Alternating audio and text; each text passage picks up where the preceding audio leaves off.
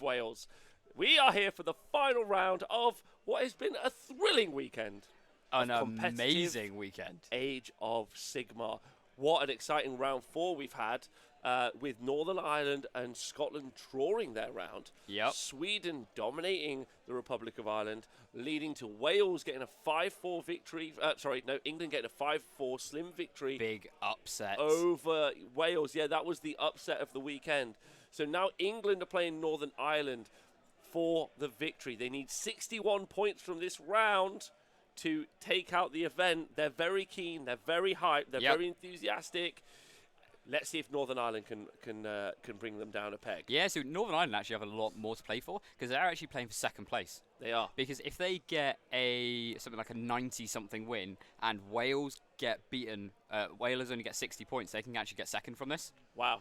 So there's actually, it's more, they're actually playing for the second, third and fourth positions right now. Okay, well, so we've got 4 great games for you of the 8. Don't forget, it's 2 teams of 8 playing against each other. England versus Northern Ireland. So we're not covering some of the games, but we will be covering 4 of the 8. You guys will be able to find out the detail of how the rounds went if you go and look at the Age of Sigmar. Oh my God. Age of Sigmar Twitter account. That's the one. That's the one that I've just put in the link to the show notes. I've just put the link into the chat. Oh, my God. Are you okay? No. Table 1, we have got Archie is back. That's right. Archibald. Archibald is his name. Yep. Chris is his nickname, not his actual real name. Everyone calls him Archie Archibald. And well done. I know, I agree. And he is playing against Darren Watson, who we had on the stream earlier. So we'll talk about the list in a minute, but Archie Archibald has had what can be described as a phenomenal round. Yeah. We saw him yesterday lose his 30 Sentinels and then come back to dominate with Techless. The Techless player. Techless player, the only one I ever want to see running Techless again, because apparently Techless doesn't have to stay behind a castle. Did you know that? Never seen that before in my life. England of Wales wasn't 6-2, it was 5-4. Pretty certain. 5-3, yeah. Yeah, 5-3. That's right. That's 5-3. So Archie's back on the stream, and he's playing against Darren Watson now. I don't think Archie's played against Darren before, but he's very excited about it. Archie, obviously, a great player from Northern Ireland. He's super excited to be playing against Darren, who is a pretty flawless. I gave him a bit of prep advice before. Okay. I was like, play slowly against Darren, see if it worries him. So what you're saying is you're promoting slow play. You are correct. Excellent. Correct. Okay. Cool. There's a difference between slow play and playing slowly, but don't worry, the context will be lost on Twitter later, I'm sure. Exactly. That's why I said that. That's why you said it. Excellent, right? So I'll be on Reddit later. There you can see Darren dropping all of his dice in a display of dominance, saying, "I own a load of dice, Archie. What about you?" Yeah. How many do you own? Only how many do you own? Okay. Does Archie take the first or risk a Darren double? It's a great question. Archie actually gets the choice on who goes first, so we will be discussing that in a bit. We'll go through the lists in detail in a moment. Over on table 2, you've got, that's right, King Solomon is back. King Solomon back with his Vrykros dynasty, so he's representing Northern Ireland. King Solomon up to JP the Pope Stevens. Yeah, JP the Pope. The Pope. So that's his gamer name. We're giving people gamer names as time goes on. It's pretty exciting. So JP the Pope is now in there. Yep. That's confirmed. And King Solomon, only 19 years old. King Solomon. Wow. Yeah, very young. There's 2 like under 20-year-old players in the Northern Irish team, which puts them in a really good stead for the future, because obviously everyone in Team England is 833 years old. Well, you should make that joke, right? Exactly. Go on. Yeah, the England players, they're all just boomers, aren't they? Okay, there you go. They need some Zoomers in there. There we go. Thanks. Just like this commentary team, we've got me the boomer and Adam the Zoomer. It breaks my heart. Anyway, JP is up against Solomon. Now, I unfortunately did happen to mention Solomon, that I think he's just pretty much lost the game straight away. But, we'll come back to what could be an exciting installment of watching Severith and the Wind Spirits do what they do best, which is breaking hearts. Breaking hearts, taking names. Breaking hearts and tender names. Right, over on table 3, you've got Ricky Me versus Matt. Now, Ricky's really excited because he said he enjoyed last game because he felt like he didn't have to do much and he won. Yeah, he didn't have to do a lot because he basically said to Matt, he was like, "Oh, thank you. Thank you for letting me have the win." But he isn't playing Matt, this time. He's playing against Colin, one of my favourite people in Warhammer. He is. From Northern Ireland. So Colin on Northern Ireland. We're just getting the table overlay updated on table 3. Yep. Seems to be a bit slow. But he's going to be up against Colin, so they're still deploying right now, and we'll go through those lists in a moment. So it's going to be fun to see. But Colin's list has got those protectors, and he's also got those pretty sturdy Iron Drakes, so it'll be really fun. I'm really excited to see those protectors go into Archeon and see what they can do. Yeah, 100%. Yeah, that'll be really fun. Oh, more importantly, Archeon to try and go into the protectors. Oh, that would just be hilarious. Because he probably won't kill them because they're so tanky, so tanky. We'll talk about that in a minute. But Colin, the only Cities of Sigmar list here at the event, so it's fun having those on the board. And then finally, Dan Bradshaw is on the board again, deployed. The Tash, as he likes to be known. The Tash. The Tash versus Chris Caves Jr., the Kid. Chris the Kid Jr. Is his name. So he is deploying at the bottom. He's got his Marathi and the Bow Snakes. Again, we need the table overlay updating for table 4. So looking forward to that. But you've got Dan that we saw with the Futhan Ideneth list, all the Sharks, a Leviathan. It's an interesting list. He's done really well with it over the weekend. Versus Chris and his Daughters of Cain. It's quite a traditional Daughters of Cain build. It's not got any life takers, so it's actually good. So he's got Marathi and the Bow Snakes, but with the good stuff on the end. Yeah. There's some. This is going to be a really, really fun game, especially because Chris is looking for his 5-0 from the event. Wow, okay. Chris is looking for his 5-0 of the event, and Dan looking to make sure he picks up the points for Team England. They only need 61 points to take out the event. They do. That is such a low cap that it basically what has to happen is Northern Ireland need to 100% table England. They just need to smash it. They need to smash it. They need to get any of those. Were there any Iron Jaws on the stream yesterday or today? No, there were not. Decadent Pig. I apologise. I don't. I hate watching Iron Jaws. We don't choose the matchups. Huh? I hate Iron Jaws. How come? Why? Run forward. Okay. It's like Gargants. They are like Gargants. I guess the same. It's just destruction, really, isn't it? You know. Okay, so table 4 is actually our first game.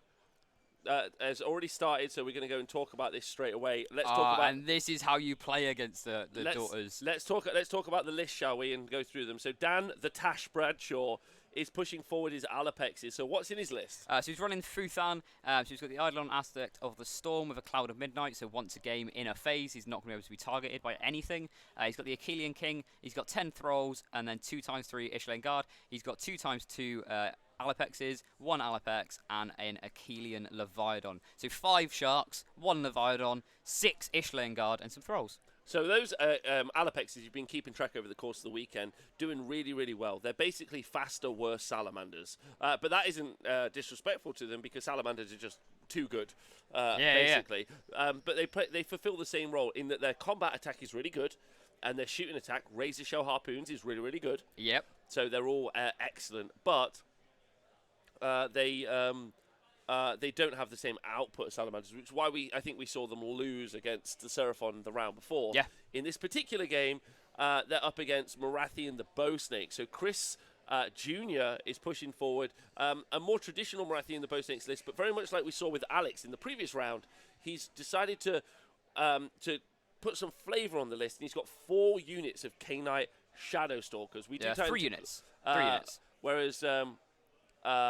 Whereas they do tend to be called Cainite Shadow Stonkers because they are so good. The stonks on them are very, very high.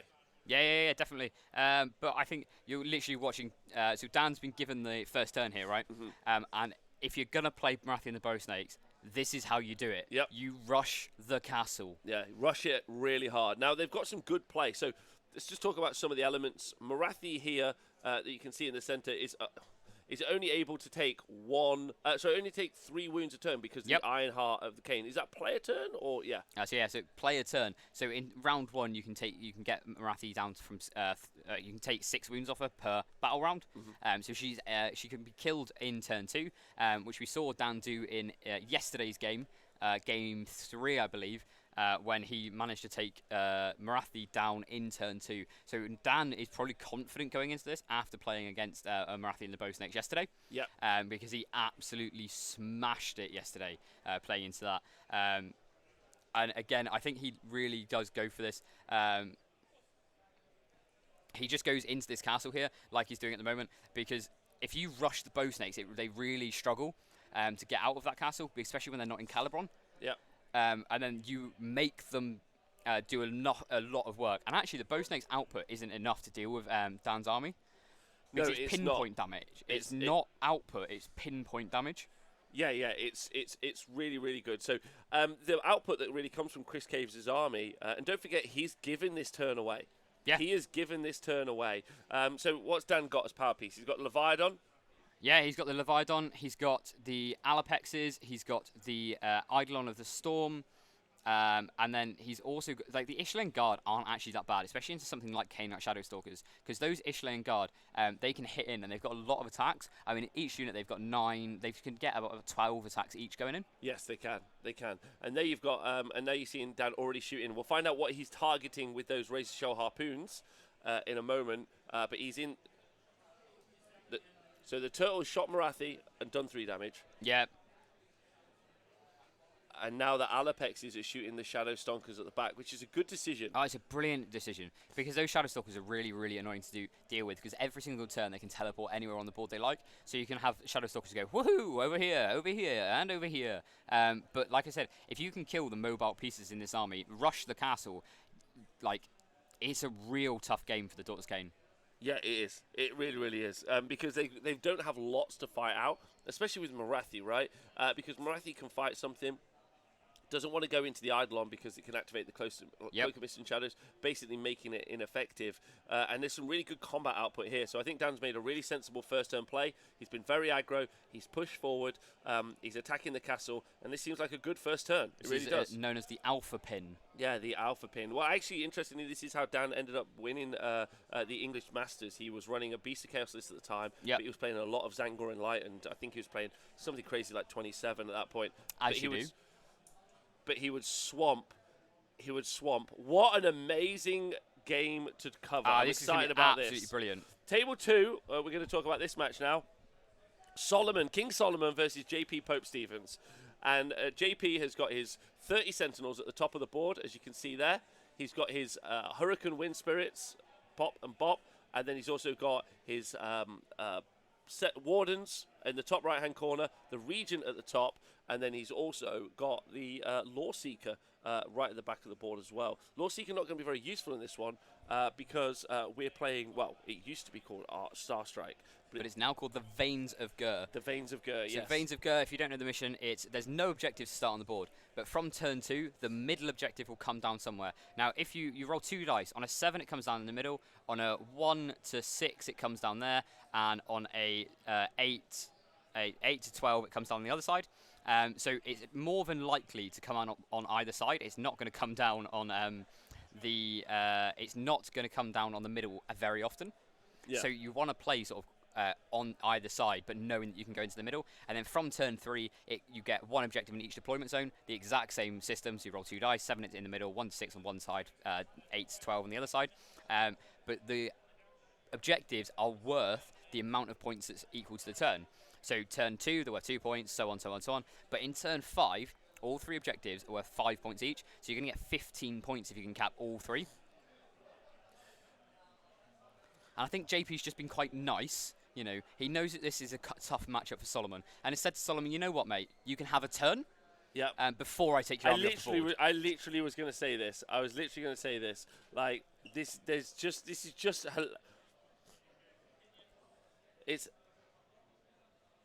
It's like really, really funny. Oh, there's also the unit of Blade Lords here. So you got the Wardens. Wardens at the top, but in the top right. But we're in the center. In the center of the board, we have a unit of Blade Lords, and they're going to be really good at fighting into zombies. But unfortunately for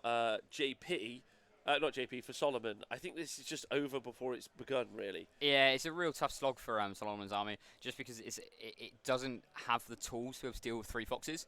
And those 3 foxes is going to be stopping all of Solomon's stuff from getting into the Sentinels. And the Sentinels are just going to be able to sit, chill, shoot as much stuff as they can, and win. But I still think it's going to be a fairly interesting game. Yeah, so Solomon's gone for ferocious advance in his first turn. I think, like, so what this does is, like, JP's like, I don't have to commit now. Yeah. I definitely don't want you to double me. He's being really sensible. Yep. Yeah, he's got the one drop. He's like, I don't want to overcommit. I don't want the double to happen. I want to avoid that. So I'm being smart. You take the turn. Sure, just feel free to move into the mid board. Then I'll just shoot you again. Yep. I got the opportunity for the double. Then the actual objectives come down. I've got the foxes to move block you. Like, if anything, JP's just made a more dominant first turn move here. Yeah, definitely. Really good. Right, table 1. We have seen Archibald, as he's known, loving husband and kind friend of Rachel, his wife at home. And I can't think, like, listen, if I was married to Archibald, I'd feel like the luckiest woman in the world. Like, that's how I fair. feel. Yeah, like, I've met him for the first time today. This is the first time you met yesterday, Archie, and it's the best thing in the world. It's so good. It's an experience. Yeah, he's fantastic. He's wonderful, and he's up against Darren, who's also fantastic. If I was Darren's wife or boyfriend or husband, I would also be very happy because Darren's also amazing. So this is probably a battle for best sports, really. I think this game's just going to be mental because they're both just going to be dancing, throwing dice at each other. Yeah. I don't think they're going to end up playing Warhammer. I have a feeling after turn 1 they're just going to leave. It's going to be very, it's going to be very, it's going to be very real. Now don't forget, of course, we're waiting for those objectives to come down. So neither player committing. So Archie, who's got the choice to go first, he's a one drop. So he's going to get the choice. He can decide whether or not he's going first or Darren's going first. He's probably going to give the turn away. He outranges Darren. Darren is going to be able to teleport units, so he can teleport maybe this unit of salamanders and drop them over. Maybe he will take the first turn and he'll just screen out a bit more with his sentinels. I think his you wardens. always give Darren the turn here because, as you saw from last round, the double turn from Seraphon is just horrific. It does so much damage, and it's a game-changing double turn. Like, some double turns, you're like, okay, you've got double turn, this is going to be good. Seraphon is a double turn. They can just win the game from that. Because when you've got that many salamanders, Darren's got 5 in his list, you can just throw them forward, nuke everything, and say, good game, thank you very much. Yeah, 100%. Yeah, it's like, which he doesn't want. So if we talk about the list real quick, just in case you don't know, Archibald, loving husband of Rachel and fan of our hearts, as you can see there, bolding, but he won't admit it, is running 30 Sentinels at the back of the board. So don't forget, we talked about this previously, 30-inch range, move 6, the ability to increase their range by 6 inches, shoot anywhere on the board. He's then got 10 Wardens, 10 Wardens, 10 Wardens, and then the man himself, Teclis, the superstar that pulled him through the previous game, and then the Star Shard Ballista.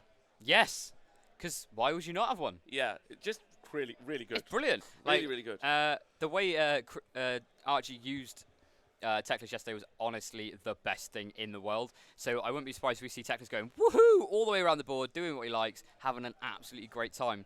Now Darren, he's running a Seraphon list, so he's got Fangs of Sotek. We saw this played really, really well last game against Alex and his Daughters Kane. But Darren's got Fangs of Sotek, he's got Slan Star Master, Skink Priest, Skink Star Priest, Saurus Ashlith Bearer, a Celestant Prime, so we're going to see Prime time at some point. You've got 30 Skinks, 10 Skinks, 5 Saurus Guard, and then 5 Salamander Hunting Packs, and then the Burning Head Ender Spell. Yes. Yeah, so there's lots of options there. The Burning Head Ender Spell, don't forget, it's got an aura of reroll 1s to hit, which works really well on those Salamanders. Let's bring up the War Scroll again on those Salamanders. When they hit on 3s, rerolling 1s makes them a lot more effective. Yep. They can do some really good work. Also works really nice on the Skinks, which Darren has also got. There we go. We've got the handshake for the first turn. So it's going to be fun to see who gives what. First time chatter from our new viewer. Thank you for the shout out. Come on, Archie. Lots of love. Mrs. Archie, baby Archie, and the doggo in the chat. Well, that is cute and has made my weekend. I'll take that to the bank. That's cute. It'll be awkward now, though, if Archie loses. Yeah. Like, let's hope he doesn't lose. Right, on table 2.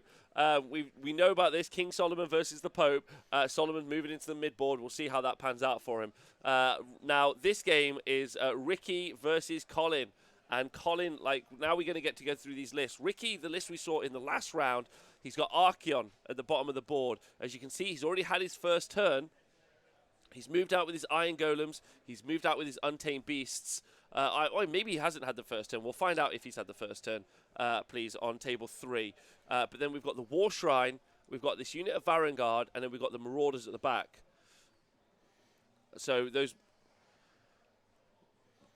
those Marauders are going to do some really good work if they manage to get into some of these units. But the most important piece is up against Colin's list. And what's in Colin's list? Yeah, so Colin's running a Cities of Sigmar Hallow Heart list, so it's really good at magic. He's got the Rune Lord with somehow the Arcane Tome. So he's got a Dwarf Wizard, which is, you know, a little bit dangerous, right? He's got a Battle Mage, Celestial Hurricane with Celestial Battle Mage, Battle Line, 30 Iron Drakes, Woo. 10 Longbeards, 10 Iron Breakers. Then units, he's got 2 units of 5 Canary Life Takers allied in, and then a big unit of 10 Protectors. He's also got the Soul Screen Bridge, of course. Yeah, so we're just waiting to see. So the Soul Screen Bridge has been cast right in the centre there, and as you can see, that he's moved up that unit of Protectors. Yep. Now those Protectors are really, really good. They have a 2-up save. Well, they have a 3-up save, but it goes to a 2-up. And then when you add +1s to save from All Out Defense or a Mystic Shield, which you can cast quite easily with Hallow Heart, because they've got a command ability or where they can basically take D6 mortal wounds, and then however many mortal wounds they take, they can cast that many spells. They can add that to their casting roll. It's a brilliant command ability, isn't it? And then you can just heal them back up with one of the spells, right? You can, yeah, you can. So that is pretty strong because that means he's reliably casting this bridge, which actually we found out lost England their last game in the horror match because Kairos did Kairos dice the Wales Tzeentch bridge, but then they failed the Blue Scribes bridge themselves, and then it was priority in game. Wow. There we go, which is amazing. But reliably casting the bridge is really important. It's 100 points out of a 2,000 point list. 70 now. Oh, so did you know it went down? No, I did not. That's cool. Oh, you can only use a move of the one unit. Yeah. All right. So it's a 70-point spell that you cast. You teleport across the board. But those 10 Protectors are so good. They've got 51 attacks. Yep. Out of all of them. Okay. From 3-inch range weapons that are 3s and 3s, Rend 2, damage 1. But the important point is because you're in Hallowheart, you've got access to such a cooler set of spells. Yep. Specifically, the Hurricaneum's going to be giving them +1 to hit, so it's 2s and 3s. Okay. Which is really, really good. And then the other real cool part is that they've got the Warding brand, which is basically you take mortal wounds when you strike them. Yep. Which is really good on They've them. also got, I think, the Inferno Blades or something. Yes, +1 to wound. And you get +1 to wound. So they're going to be 2s, Rend 2, damage 1. Really good. On 51 attacks. Insane. Really good, really good. And that, plus the 30 Iron Drakes backing them up, could take out Archeon. Yeah, I have a feeling they kind of wanted to play against Gargants with this list somehow.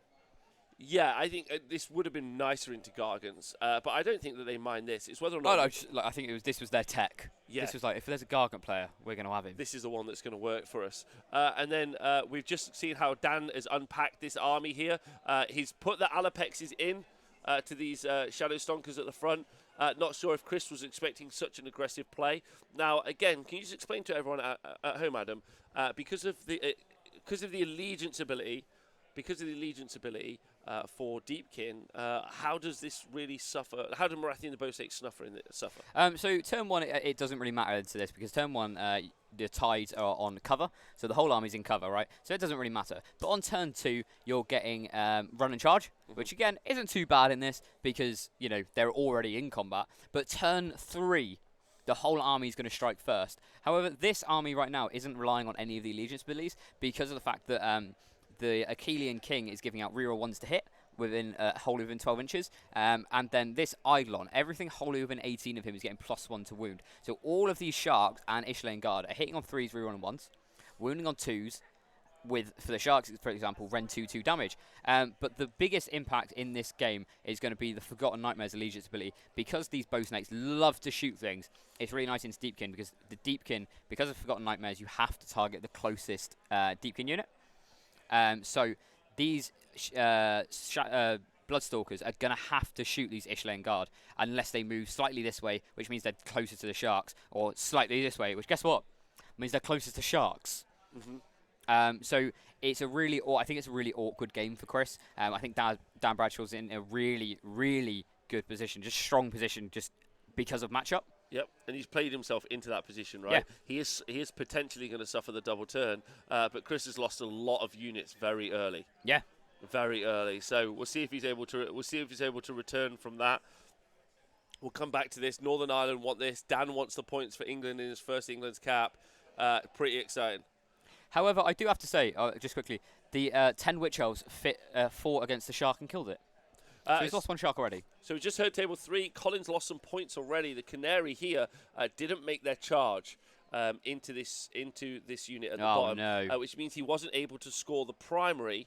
He wasn't able to score. Sorry, the big objective, because this mission is tectonic interference. Yeah. So you've got 3 objectives, right?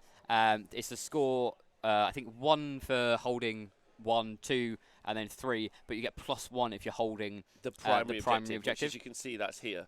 Right, that's on it. It's a pretty simple objective, but basically one objective is more valuable, and that's the one on the left. So he wasn't able to score that, but he did still hold more. Yep.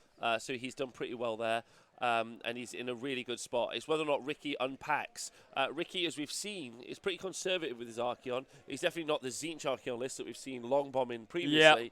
So it's a lot more defensive. So we might see him being very slow as he moves out. On table 1, Archie has taken the first turn. He said that he prays deeply that he doesn't get double turned by the Take Seraphon. the turn, hope you don't get doubled. Good strategy. Yeah, and then we've seen, I don't know what we're going to see him unpack here. We've seen him put Spell Portal out. Yep. So he has got Spell Portal off. What spell do you think's going through the Spell Portal? So that'd be Searing White Light. Oh, you think? Searing White Light. So Techlist has a spell called Searing White Light, which is on his War Scroll, which is cast every unit within 18 inches, every enemy unit within 18 inches. However, you can use the Umbral Spell Portal, which is a gateway. Think of it as like a Stargate for spells, basically. You can't go through it with a person, but you can cast spells through it.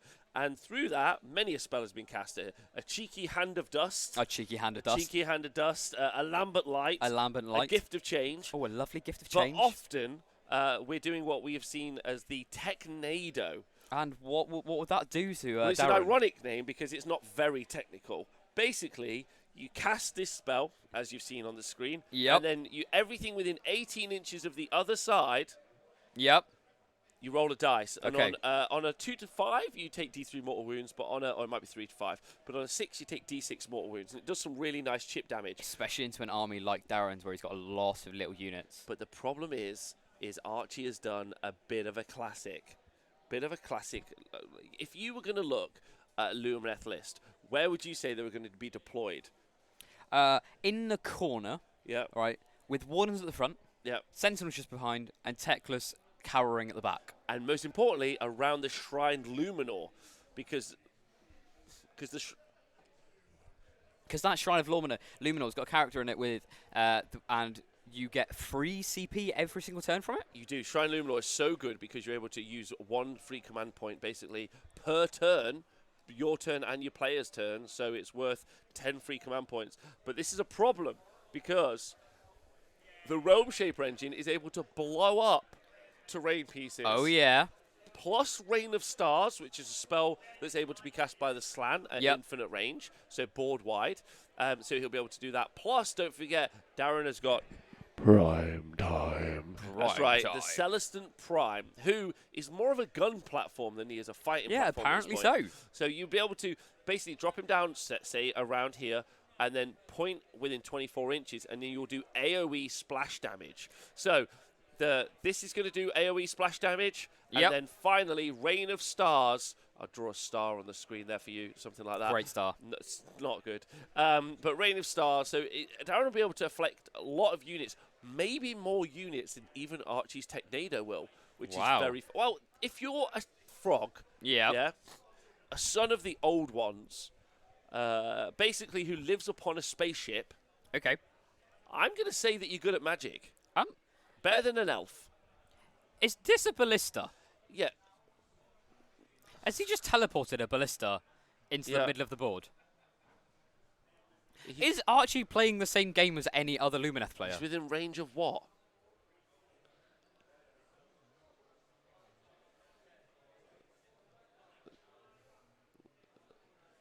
So he's within range of the Shrine Luminor to get +1 to hit, so within range here. So he's gonna be looking to do 2s and 3s. I think this salamander here. I think he knows he's on the telly. He's going. Is this the first example of peacocking I've ever seen in a Sigmar live stream? This is out and out. Oh, by the way, so the AOE spell, as pointed out by Attila, thank you very much, is actually on 5s and 6s. You do D6 mortal wounds. Of course it is. At the time, a third. 5 units. So 5 units were hit by the AOE spell. That's really good. But did 2 mortal wounds. Sorry? Only 2 mortal wounds. 2. So we'll see if this bold move to take out... What is he going to shoot here? The salamander? Salamander. Yeah. Is it? This is bold. Is it? Bold play. This is wild Maybe, play. Well then... So blocking the teleports? So what's he going to do? Take out this salamander is the plan. Move Yeah. the wardens forward. Yeah. Shoot the sentinels and kill them. Yeah. Okay. All right, so we're in table 2. Not table 2, sorry. By the way, let's just look at Solomon and how he's unpacked. So JP's first turn, Solomon's unpacked. He's put his direwolves here. He's put his other direwolves here. He's brought his zombies out. He's got his Vampire Lord and Zombie Dragon in the corner, just showing how oppressive Sentinels are. Their ability to block out is board wide. It's horrific, isn't it? With that 30-inch range and that 6-inch move. They've got 36-inch threat range. Yeah. And just throwing mortal wounds out like they're nothing. Yeah, so then there's that. The Corpse Cart's in the centre here. And then he's got Manfred at the back of the board. So King Solomon looking to do as much as he can. Yeah. With this, but he's in the mid board and he's not got really much he can do. He just has to kind of eat the damage that's about to come in. JP's battle tactics, he's gone for a Savage Spearhead. Yeah. So that's quite telling because it means he's going to potentially throw these 3 foxes, or 2 of the foxes, sort of here, which is going to be very danger close. Very danger close. Very danger close. Table 3. As you can see, Colin is still just in this static place. We're waiting to see what Ricky does in his first turn, how he's going to move up the board. And then Dan has done some pretty amazing work into his Daughters of Cain army. We're at the end of the combat phase. And as you can see, can we just get a kill count on what we've seen dead, maybe, from Chris Cave's army? Because he might have lost most of his Shadow Stonkers, which means he's down about 400 points on the first turn. Yeah, this is a brutal first turn. Yeah, it's like very absolutely brutal. Oh, there goes the Ishlane guard though. So they were fighting Marathi, baby Marathi. Yeah, I think this is. I have a feeling this might be Chris's first turn. And it's the shooting phase or the hero phase shoot from the Snakes. We'll get an update on where we're at with this game right now. We just heard on table 3 that we've had Mask of Darkness just go off. We've just teleported a unit. So maybe we're looking right in that top right-hand back corner. We're going to see a unit, maybe the Varangard. Ricky does love to buff up. So you can do some really great buffing up in a Slaves to Darkness army. Specifically, what you can do is you can have +1 to save from your Chaos Sorcerer Lord. And you can also have reroll hits and reroll wounds from your Chaos War Shrine, making those Varangard, when they pile in and attack twice, do some amazing damage. Yeah, they can do some incredible damage. I'm just going to check which weapon loader they actually have. Because we saw yesterday that the spears were absolutely incredible, weren't they? But in this list, they have got the Insult Sword weapons. So that's the 6 attacks, rend 1, damage 2 when they charge. Yeah, we're still just waiting on this kill count on table 4.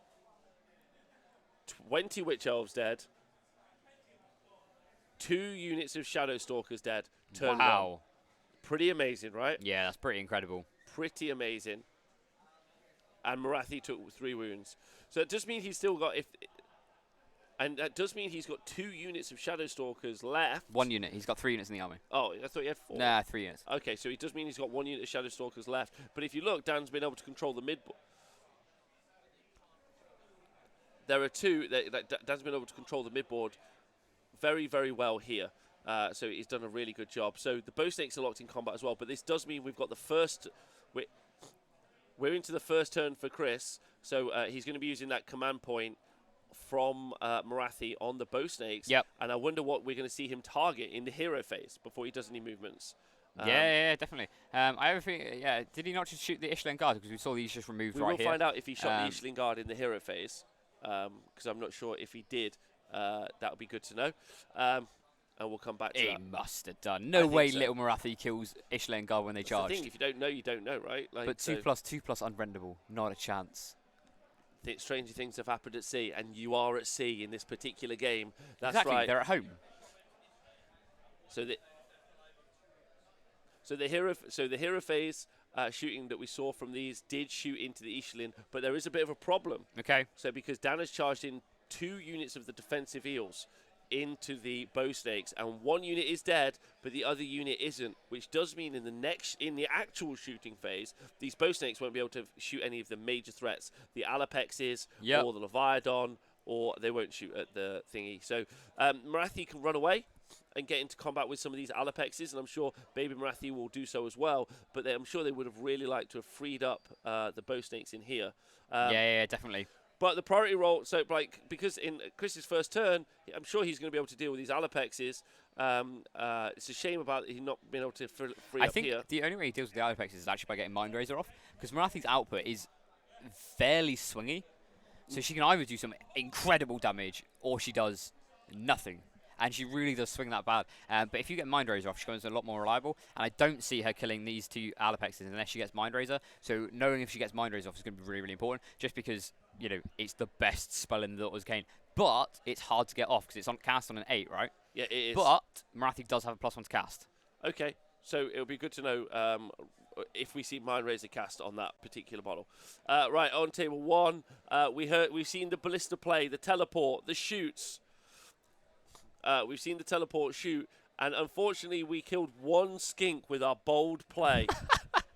Not quite what you would have hoped. Normally, war machines are kept at the back of the board. Rarely do we see them teleported. But to be fair, normally, Techlesses are kept at the back of the board. But in Archie's last game, that was also not the case. No one can stop Archie.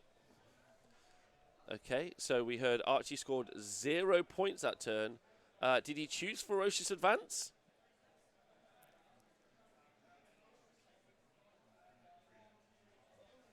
So it's because he felt like he couldn't do it in any other turn, so he's done it for later on. So let's talk about Ferocious Advance, and let's talk about Shining Company. Why wasn't he able to run any of those units?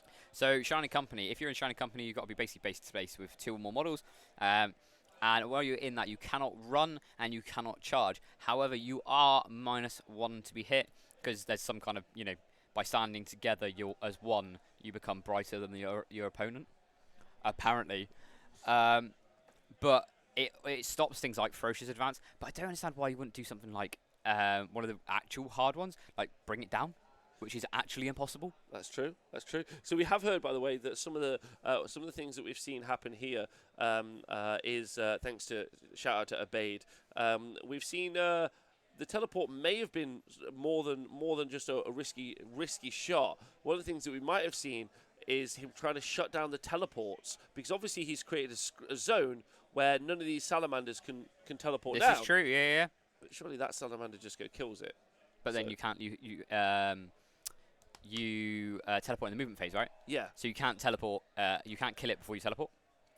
I mean, you just wait a turn and teleport then after you've killed it. Well, yeah, but that's the point, isn't it? Like, he's doing it for this turn. Oh. Yeah. So he's stopping him from getting... Because if you don't put that there, you put the salamander, like, here, and then you can probably get in Techless. Okay. All right. Which is why I think Archie's hoping and praying that Darren doesn't get a double here. Well, I would have just moved these up. I mean, we're not saying it's a good move. Okay.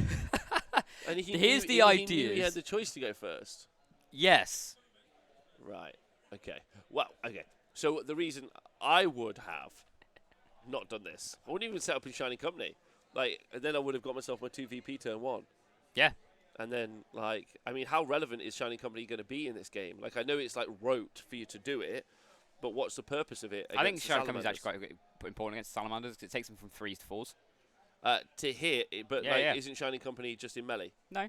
Oh, okay. Yeah. All right, that does make a difference then. Okay. I don't think it is anyway. All right, chat seems to think it's a good move by Archie. Archie's already proved me wrong last time. Let's go and let's find out. Let's see what King Solomon and JP are doing here. So JP's first turn. Look, he's got his Blade Lords. Maybe again, situationally, The situational that they might be good. Blade Lords again into the zombies, right? Into the zombies. To take out them because they get extra attacks going into multiple models. So what we're saying is against death, they're good? Maybe. So as you can see, JP's chosen Savage Spearhead, which he chooses quite often to get a lot of... Yeah, so you're getting Savage Spearhead right here. Yeah. With these 2 foxes, which are in the Soulblight Gravel's castle. Don't forget they started this turn here. So they've moved...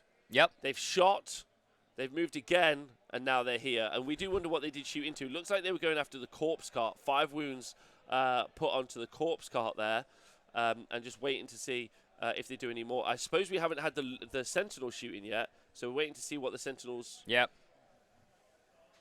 Oh, we're still in the movement phase, so they've just moved there. Okay.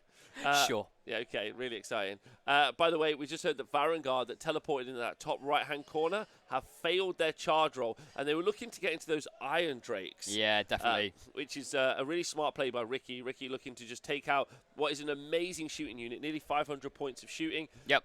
They've got the ability to get to Ren too, so a real threat to Archeon. And we've seen Ricky push Archeon up the center of the board, looking to take out these the Heart Renders. Puts him in a good spot, puts him okay. I mean, no one wants to fight the Protectors, and no one wants to be shot by the Iron Drake. So Colin's proving a nice little problem. Yeah. And even if Ricky gets a priority into the next turn, best he's going to do is hit a screen. Yeah, He might decide he's going to go after these. But I don't know what else he's going to put in. I mean, if he gets the double turn, he's going to be in a really nice place with the Varangard that will be able to go into the Iron Drakes. But... the problem is they'll have lost all of their buffs because they don't have the War Shrine. But potentially, Yeah. because we're 6th Circle, right, we're Host of the Everchosen. Yep. If Ricky has used the Host of the Everchosen command ability, he's going to be knowing who's getting the next turn. Of course. So potentially, he knows he's getting the next turn. He's teleported there to set up for next turn. Yep. He's moved Archeon here to set up for next turn. And then he's moved all of this just to set up for next turn. So he's actually just using this turn to set himself up for a double. Yeah. Because he already knows. Of course, yeah. So, maybe he does know, so that's pretty wild, right? I don't know if he's used it, but it's also not a bad shout, like, either way, right? Because, you've now got a threat behind you, so the Iron Drake's going to have to turn around. You've got the threat right in front of you, so you've got to go that way. So it's almost splitting the 2 threats apart. It's good. Yeah, good, because you do want to take the threats to the face on the Protectors, and you just want to shoot over the top. Yeah. Yeah. So then he's forcing these guys to split that way and that way. Yeah. Table 4. As you can see, what has Chris been able to do against his aggressive early Dan play? Well, important start. Mindraiser did fail. Yes. So Marathi doesn't have Mindraiser, and she's gone into these Alapexes. So these Alapexes here, and I'm not sure that Marathi's actually got the output to deal with the Alapexes, because on a Heart Render she's got 8 attacks, right? Yeah. They're 3s to hit, 3s to wound. They're Rend 2 normally, but with Mindraiser they're Rend 3. So yes, those sharks can be on a 5-up save, but it's only 2 damage, okay? Sorry, 3 damage. So like I said, she's got it, but it is swingy. Then she's got Crown of Serpents, and then Envenom Tail. So she's got it, but it's swingy output. Yeah. So we just heard, yes, Marathi into the Alapexes. We'll see what damage gets done there in a second. Just back to table 3. It did turn out Ricky did have the double turn. And actually, this is even better than I kind of really thought about. He is going to be able to put Archeon into the Protectors this turn. And at the same time, he's going to be able to put the Varangard into the Iron Drakes, meaning he's only going to be able to use all-out defense in one of those 2 places. Yep. And he's going to probably want to do it on the Protectors. Now, he can spend a CP to shoot. To unleash hell. Unleash hell from the Iron Drakes. And that isn't bad, because actually the Hurricaneum gives a +1 to hit aura around here. And that means that they're going to ignore their Rend 1. They're also going to have encountered as standing still, which means they get to do 2 shots instead of 1. And if they've got Forge Fire cast on them, which is a prayer, they will be doing Rend 2. Wow. So those Varangard they've got a good save. They're a 3-up save. They're Mark Zinch. They're re-rolling ones. Yep. Not bad, but it'll be a 5-up save re-rolling ones or a 4-up save re-rolling ones. But nearly 60 shots coming in at them. On a standard shoot. So as much as the Varangard are going to be really good if they do get into the Iron Drakes, I think the Iron Drakes might take them off before they even get into combat. Yeah, definitely. Yeah. Now, the Protectors are also going to be a really key point here, but maybe we won't see the Protectors engaged, and instead we might see other stuff thrown in to try and take them off this objective. Really smart play by Colin, because what he's done is he's using his Soul Screen Bridge. We've seen this used a few times now. It's very clever. It's basically in the way. You're not allowed to land or be on top of the end of the spell, so the frontage of where you hit, so he's using it as a screen. So the frontage of where you hit, you have to hit here. So like he's used his screen to create a zone, but you have to hit the actual Protectors. Yeah, we saw that. We saw that used effectively yesterday on the Zinch game. Oh, so we've just seen Marathi has piled into.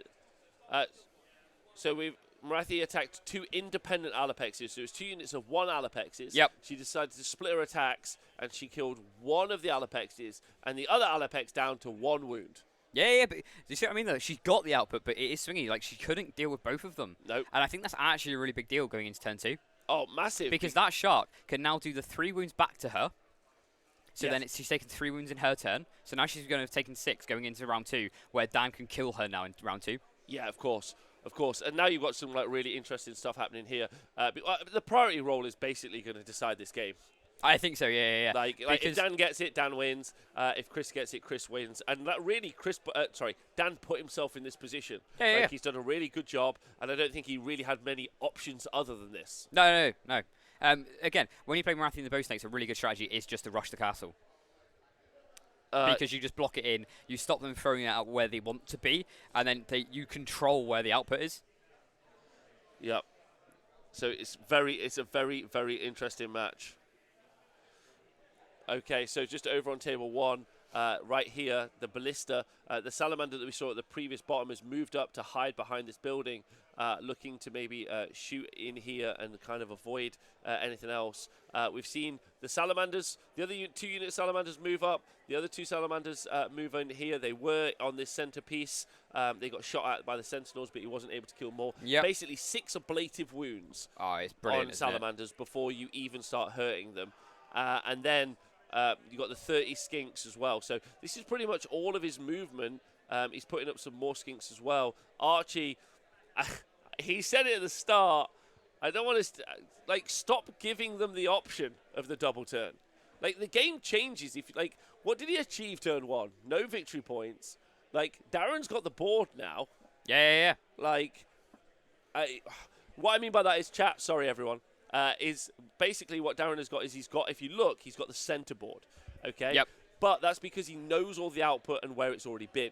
Because Archie's had his first turn, he doesn't have to worry. Whereas if Archie had given the first turn away, Darren wouldn't be able to make these aggressive plays necessarily, because he doesn't know if Archie's going to get 2 turns and make him lose. Yeah. Instead, what he would have done is just do some chip damage, maybe from the Prime, but definitely from the Comet and also the Realm Shaper he would have done in here, which is how we've lost this one Sentinel at the back.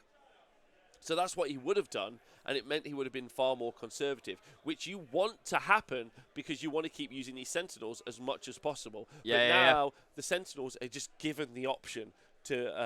the Sentinels are just on a plate. Because on a double... look who's just appeared as well.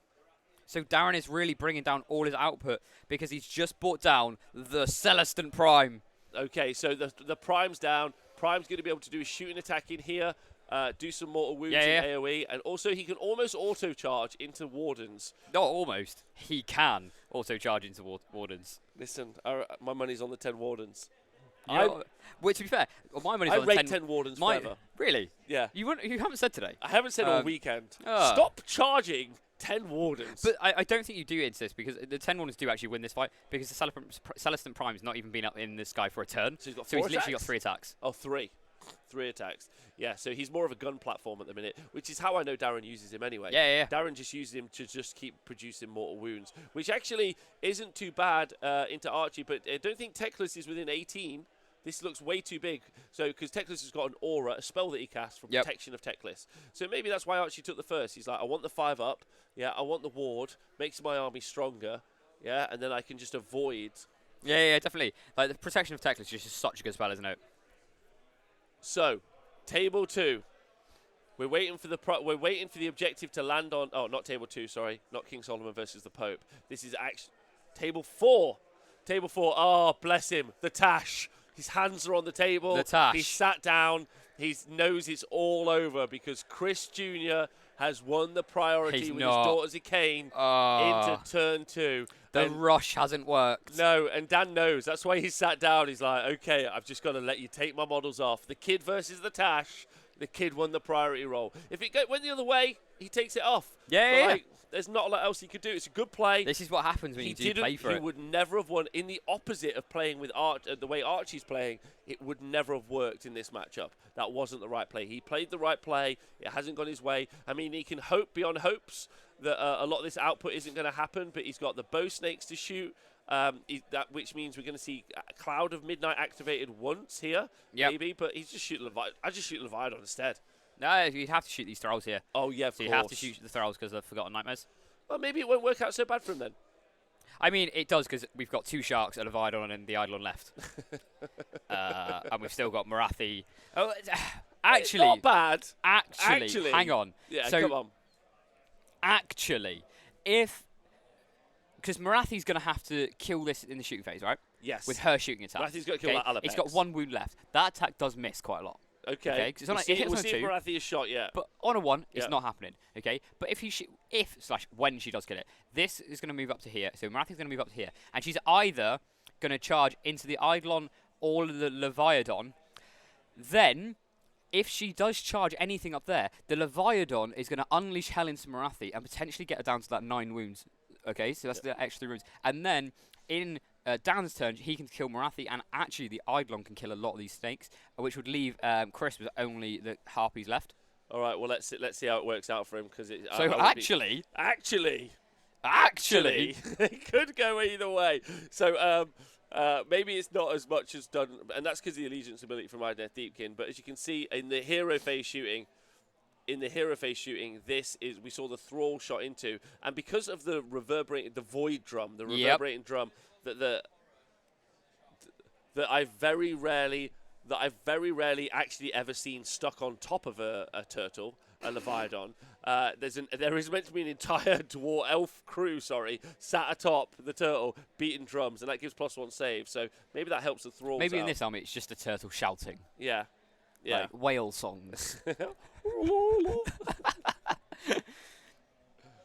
But I think Marathi always has to stay back this turn. Because the issue is, if she goes in, she's going to take her 3 wounds, and she won't kill a Leviathan.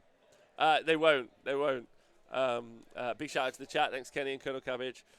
But interesting. What are you going to put Marathi into? The big turtle?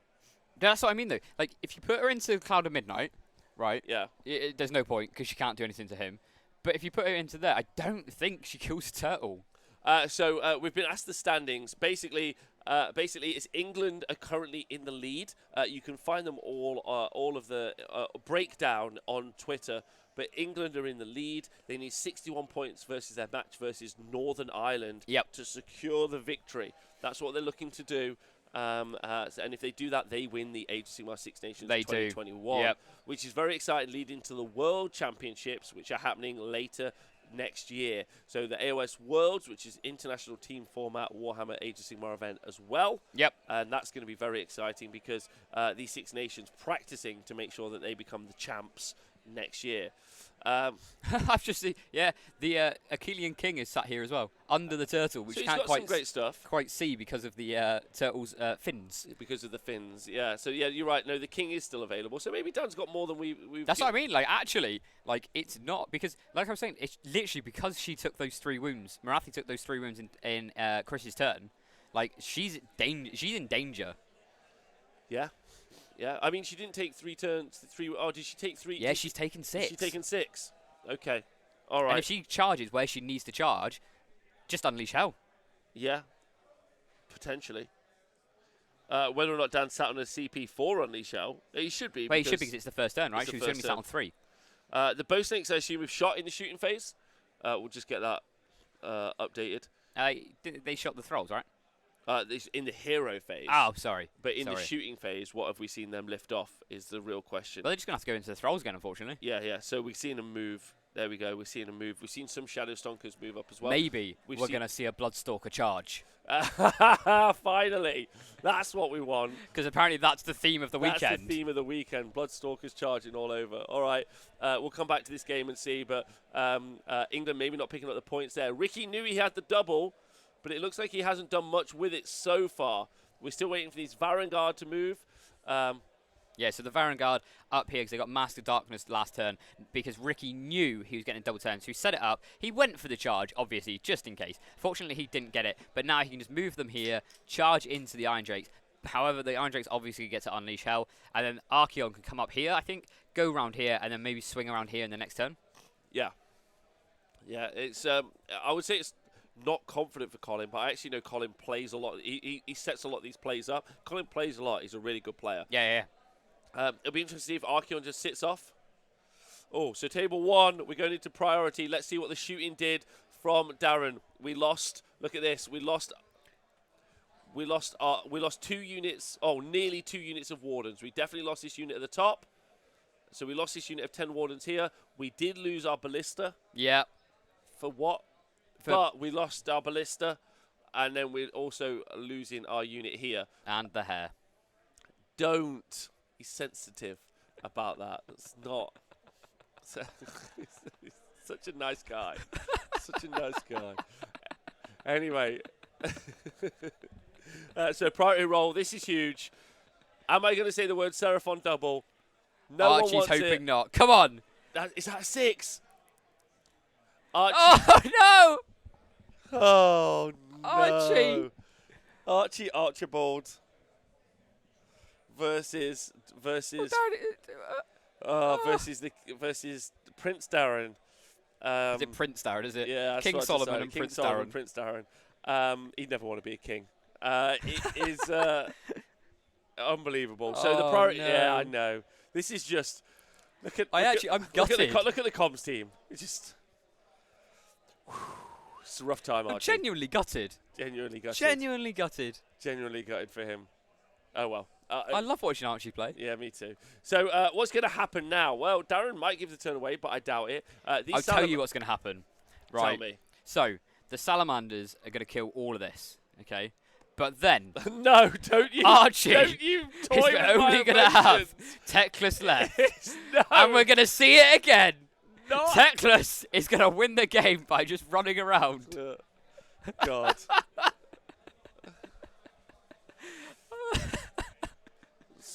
So, table 2, the Blade Lords. Who are apparently good in this situation. In this very specific situation. When you're going against zombies, these 5 Blade Lords got 51 attacks. Okay. Because they basically get to make an attack for every model within 2 inches. Yep. Which is really good because of their special blade dance or something. And that means, let me tell you about the blade. Let me tell you about Blade Lord narrative. Yeah. Right? Okay. They've practiced the blade for millennia. Yeah? Okay. They've honed them to blades of such perfection and skill that they can whirl through the air like the very wind itself. Yep. And can use sand to cut. No. Don't tell me this is true. It's not. It's not. Okay. You almost, Also, if they all just practice the blade, why don't they all just practice the blade?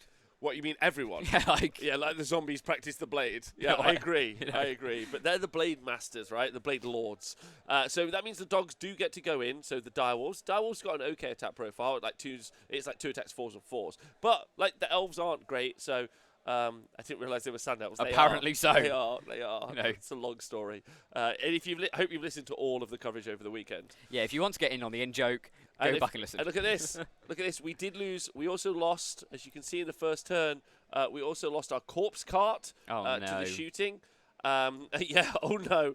And then, is this It's Belladama This is Belladama right here. with what looks like 2 wounds left. 2 wounds, either 2 wounds left or 2 wounds on her, and she's about to get the wind, or Severus is about to bop over her and do D3 mortal wounds. This Vampire Lord and Zombie Dragon has just kind of witnessed this and has been like, He's on the other side, just looking over like, oh. I'm going home, is what I'm doing. Yeah, So I probably should have stayed over there, guys. Sorry. So she's taken 2 wounds. She's got 7 wounds left, Belladama. Okay. So yeah, But the foxes, when they charge, they can do that. yeah, JP Pope. Yeah, the Pope's foxes at this point have been outrageously good. Oh, they've been incredible. Watching JP with this list over this weekend, because I think he's been on the stream maybe 3 times, it's just been a delight. Yeah, I just love watching JP play. yeah, it's like it's visceral. He goes for the moving instead of the Goulsborough shuffle. He does. The JP run. The JP run or the JP Goulsborough run. shuffle. Those are the 2 ways you play Lumina. There's the 2 styles. And then the Archie. I have no idea what's going on. The Archie tech list is a different build completely. But what this does mean is that Manfred is at the back of the board.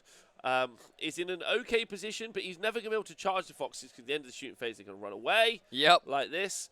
And so no matter what happens in the next turn, the best that King Solomon can do is take this unit, take the zombies, move forward on the prio, and then move Manfred forward. Yep. Which is the same place he was the turn before. And then in the follow-up turn, JP can shoot everything and move over everything and kill everything, apart from the Vampire Lord. But now here's what's really key. If JP gets the priority role, it'll be over quicker for King Solomon, and that's really important. So maybe the Pope will take mercy. Maybe.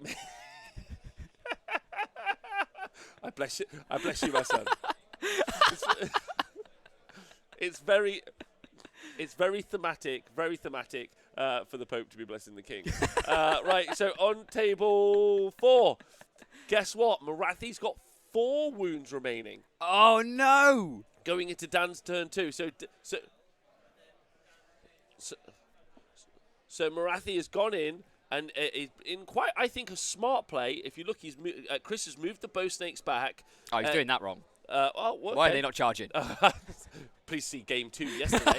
As you can see, he's activated the Cloud of Midnight. Cloud of Midnight is an artifact that the Achilles King wears.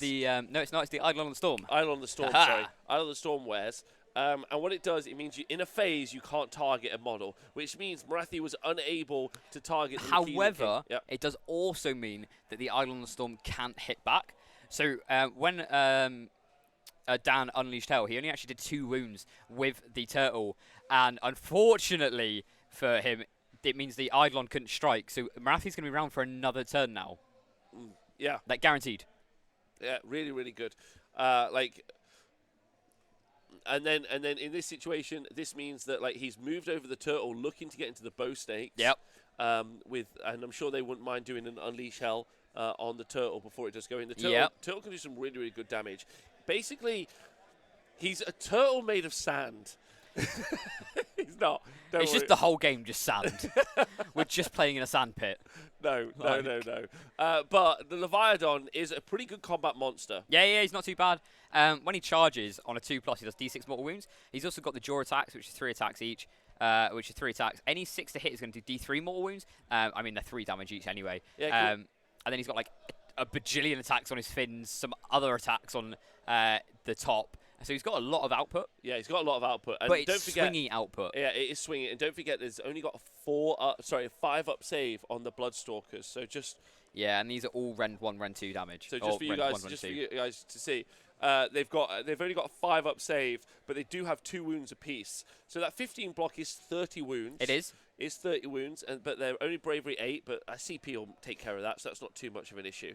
But it's that stand and shoot, because when they do stand and shoot, they're going to be able to fire those 30 shots. Yeah. Those 30 shots, and any 6 is going to do a mortal wound. So on average, you should do 5 mortal wounds into Leviathan, which isn't a bad start, right? Yeah, it's good. It is good. I think you just throw everything in again, don't you? Okay, so table 2, we've had the objective land, and look, it's gone all King Solomon's way, right next to the Vampire Lord and Zombie Dragon, right next to the zombies. Is this the way he pulls the game back? Does he hold this objective? JP unable to get there, ignoring the fact that these move 36 inches. Like, other than that, will he be able? Will King Solomon be able to get there? No, sorry, JP be able to get there? Probably, but like it's very close. Yes. Yeah. Very close. But it does mean that these Blade Lords, okay, are going to be able to move over here and get into another very specific situation.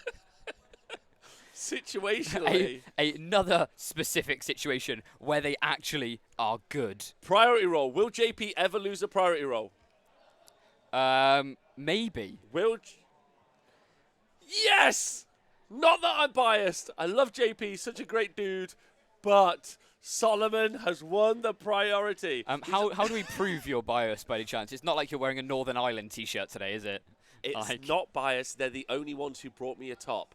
Next year, if you guys want us to do non-biased commentary, bring us a top. And all I got was a sticker. Like, get us a top. And then, like, that's it. Anyway. So, the point is that King Solomon has got the turn. Maybe he can. So he's definitely going to score some points grabbing this objective. He's going to go for monstrous takeover. These foxes are going to move in his shooting phase. They are in an awkward position, those two foxes, though. They've kind of pinned themselves in Solomon's army, right? Like a little bit, but like there's nothing in Solomon's army other than Manfred that's going to hurt them. I bet Adama's okay, but like there's nothing that's going to hurt them. Yeah, that is true. So I don't think that's an issue. All right, let's just catch up with game 3. Archeon, don't forget, they got the double turn, and we've seen what Ricky has finally done with that turn. He's charged those 10 iron breakers in the top left-hand corner, and he's brought the rest of his army on to try and control the we've also got these 3 Varan guards back here, which I'm assuming are going to charge into the iron. Look at can we just talk about again what Colin has done with the Soul Screen Bridge and how well he's defended the backboard? Yeah. That's amazing. Yeah, so he's taken that Soul Screen Bridge to screen that bit, but he's also positioned himself between this house and this house, so he's almost got like this whole section here is screened, just without using any models. I mean, so terrain has to be 6 inches apart, right? But those buildings are garrisons, which means they're impassable, so you can't go over them or land on them. Which means the only frontage you can attack is the line I've drawn on the screen. However, as you can see, the Varangard, so he's used the Soul Screen Bridge to block in, and I don't know if he's going to be able to get all 3 of them in. Oh, he's going to. Yeah, there you go. Oh, okay. So because don't forget, you can move over the Soul Screen Bridge. It's just trying to make that little bit of coherency work, right? All right, nice. But I mean, still a good job done by him. Unleashed Hell. Okay, so we're going to see Unleash Hell. Do we know if he's got Forge Fire off on the He's got to have Jakes? Forge Fire off. Surely he's got Forge Fire off. Sometimes it's not the same as a Stormcast prayer. You sometimes fail it. Wait, what do you mean? You can fail a prayer? With these, it's only a 3-up. So wait, things aren't 2+ rerollable in this army. No, so this is a 3-up prayer that the Rune Lord casts. It's on. Forge Fire is on. And the Unleashed Hell is on. Oh my goodness. Right, so is it a 2-up? Oh, it's a 2-up. Okay, right, great. Okay, it's not 2-up rerollable, but still a 2-up.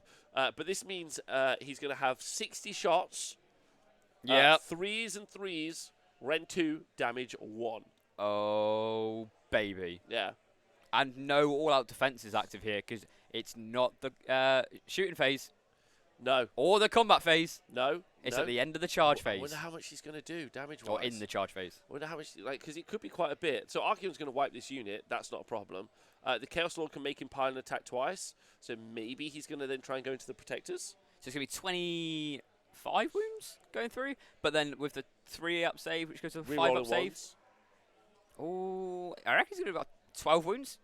Calling 12 wounds. That's close because there's only 15 wounds. Each Varangard has got 5 wounds each. It's effectively a hero. Archeon's chosen generals riding demonic mounts gifted to them in the sand pits of the 8 points. Then they're just brilliant. Yeah, they're just incredible.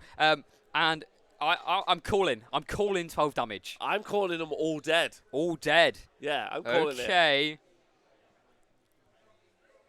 I think we've just heard from Matt, our table boss, but they are all dead. Oh no! I called it. They have all died. Oh. Do you know what probably killed them? What? Oh my God, Johnny Ghost Pants returns. Torpedo! Did they bring Johnny Ghost Pants? You're breaking up a bit, Matt. I can't hear you, buddy. Yeah. The torpedo did 5 damage. Guess who's back? We didn't do the math on the torpedo. We didn't. Guess who's back? Son of Johnny Ghost Pants. If you guys didn't watch the Blood Tithe coverage, you need to go back and watch the Blood Tithe coverage. That's right, JGP is back. We didn't know he was here. JGP Jr. He's here. We didn't know he was here, but that Varangard. Ricky's going to be really gutted about that. That's a big swing. It is, yeah. It's a big swing. Because it basically means he's lost those Varangard for literally nothing. A panic timeout has been called. A panic timeout has been called. So there's an option at Six Nations to call call a timeout. Basically take a small break so that you can consult with your coach. Yep. Or basically, probably in this situation, just go and swear loudly. Yeah. Yeah. Or have a little cry. Yeah, that's just... A cry and a hug. So why wasn't there by my will on the Varangard? By their will was on the Varangard. It was, yeah. It was. It was on the Varangard, but that's not enough.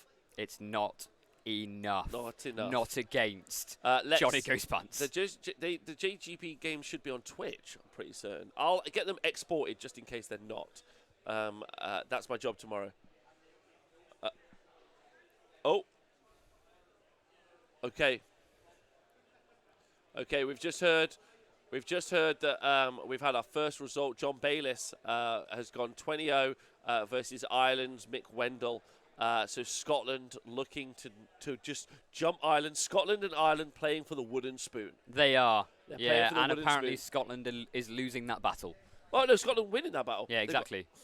To lose. Yeah, correct. Yeah, they are. So that's our first result in. Sweden are also playing against Wales. No result there, but Wales looking to cap that round. But Sweden playing for a podium.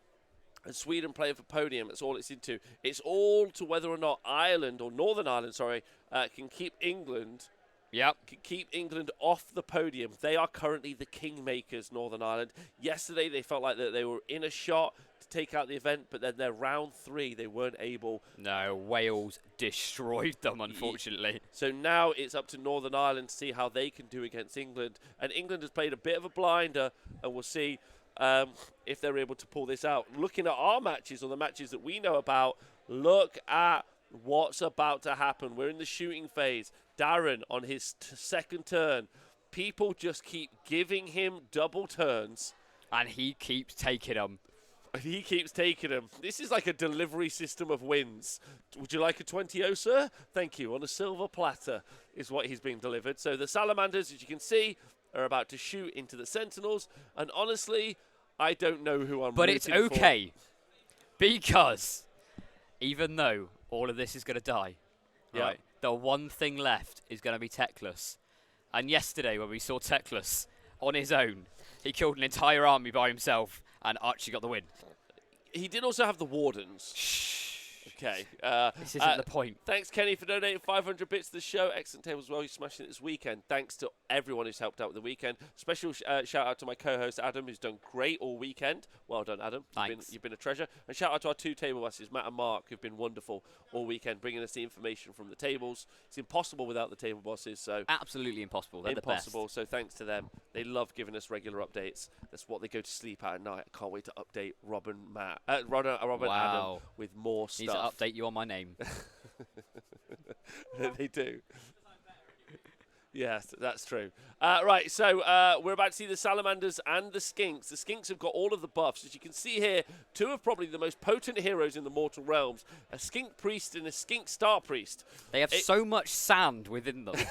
They are bags of sand is what they have. And what they're able to do is offer their blessings via prayers and abilities into this unit of 30 Skinks. And those 30 Skinks are going to do mortal wounds on 6s to hit. They are. They've got 2 shots apiece. Which means you're going to see 60 shots.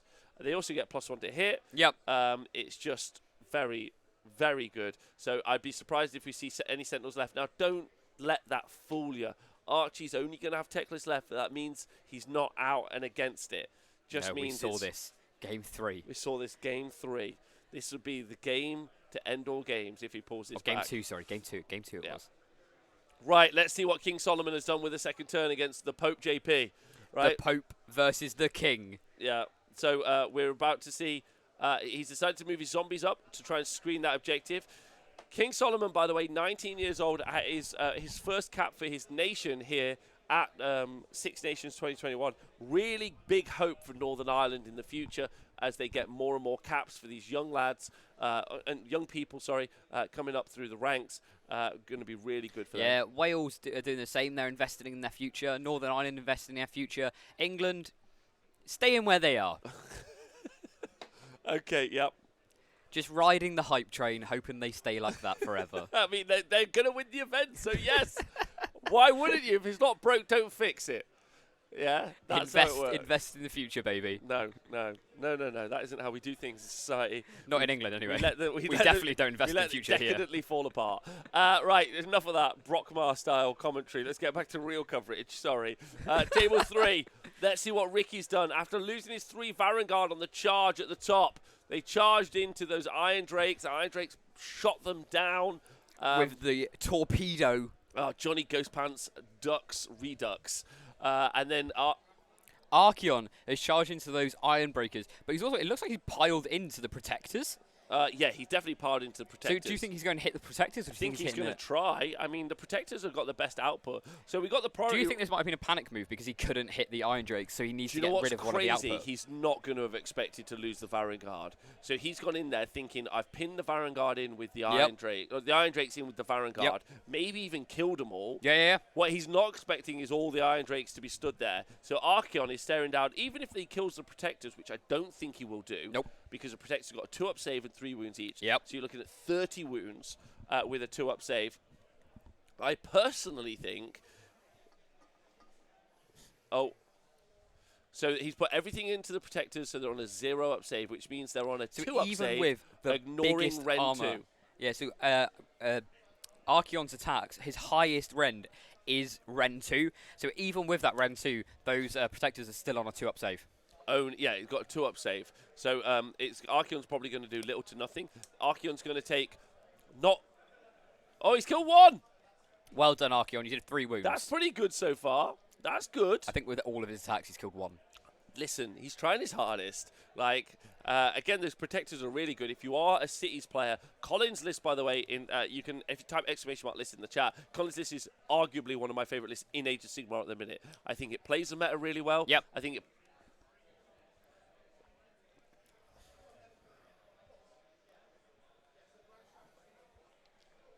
Okay, so we just heard that the Protectors have hit, or the Protectors are piling now. They can't have attacked yet. So we're waiting to see the Protectors attack, right? Yeah, so the Protectors are waiting to attack. But we heard that the Protectors done some mortal wounds to Archeon somehow. They did 3 mortal wounds. Archeon bounced 2 back. That can't have been from the Protectors. That would have been from the Iron Breaks. Oh, because they're shooting to the stars. Yes, because or whatever the ability is called. No, isn't it from the spell? The Fight on Death. Is that what we're talking about? Oh, yeah.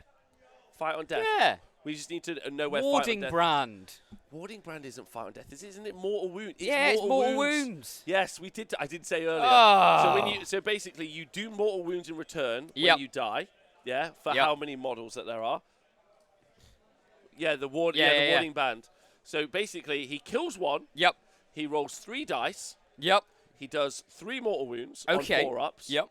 Does them, and then Archeon reflected those Mortal Wounds back. Oh! Because he rolled 6s. So he did the same, or nearly the same from himself than he did with his own attacks. Yeah. Good job, Archeon. Yeah, good job. Doing well. Yeah. So the Varangard attacking on death because of By My Will? Did they have By My Will? No, they wouldn't have. If they had By My Will, it would have happened already. Because it happens as soon as they die, right? I think so, yeah.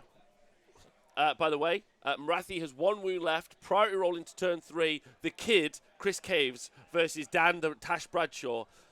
As you can see, Leviathan did not get into the bow snakes, but it does look like the Eidolon did. We'll find out how many of the bow snakes died. However, priority going into turn 3 has been won by Chris Caves. And Marathi's got 1 wound left, and that's so important because that means he's going to be able to shoot the bow snakes. We need to know how many are left. None of them died. None of the basics died. So Dan's about to be on the receiving end. Dan's about to be on the receiving end of 30 shots in the hero phase, 30 shots in the shooting phase into this army, and then Marathi probably isn't going to charge first in case. Do you want to hear a big call? Okay, go for it. Okay, so those snakes, they're going to shoot the Eidolon, right? They only do 4 wounds to him. Oh, only in 4? the shooting phase. Okay. Then they shoot him in the shooting phase. They only do another 4 wounds to him. Maybe 5. Okay. They're not going to kill him. Right, Wow. then in the combat phase, okay, Marathi's either going to have to charge into Leviathan, where she gets unleashed hell, okay, and dies, or Marathi has to stay in with the Eidolon and gets killed. Okay, I'm very excited. This is very, very, very close. Okay, here we go. This is very, very, very close. This has just been an absolute bloodbath of a game. That looks like a lot of 6s if that's shooting. That looks like a lot. Now, don't forget the Eidolon has got the Eidolon has got a 5-up ward save. He does. He's covered in wet sand, and that means doesn't look very good. If that's the hero phase shooting, I think that was just the wounds. So that's how many wounds he's taken, and that was a terrible roll. That was the hero phase shooting. Yeah, that was a terrible roll from Dan. Now we're seeing the 5-up wards. These are the 5-up wards. He needs to roll a lot. Oh, one of those is cocked. He's going to have to re-roll it. Ooh. Is he dead? No.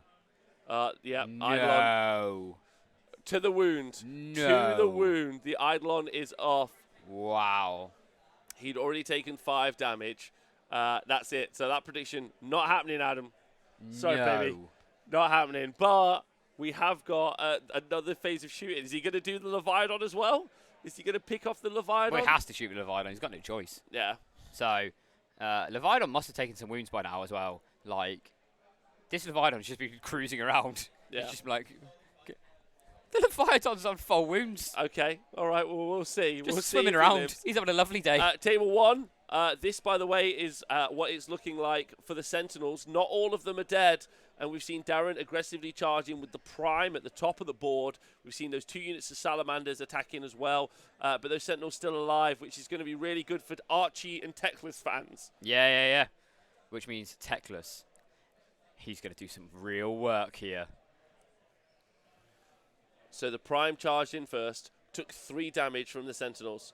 And now the Salamanders have also piled in. So it looks like we've got at least 2 Salamanders going to attack. Don't forget their jaw attack. We've talked about it before, but we'll just talk about it again. 3 attacks each. So there's 6. 6 attacks, 3s to hit, 3s to wound, Ren 2, D3 damage. But what ability have they got that makes them really good? It burns. And what does it burns do because again? their mouth is full of hot fire. And if they bite, it somehow is also fire bite. Okay, they bite harder.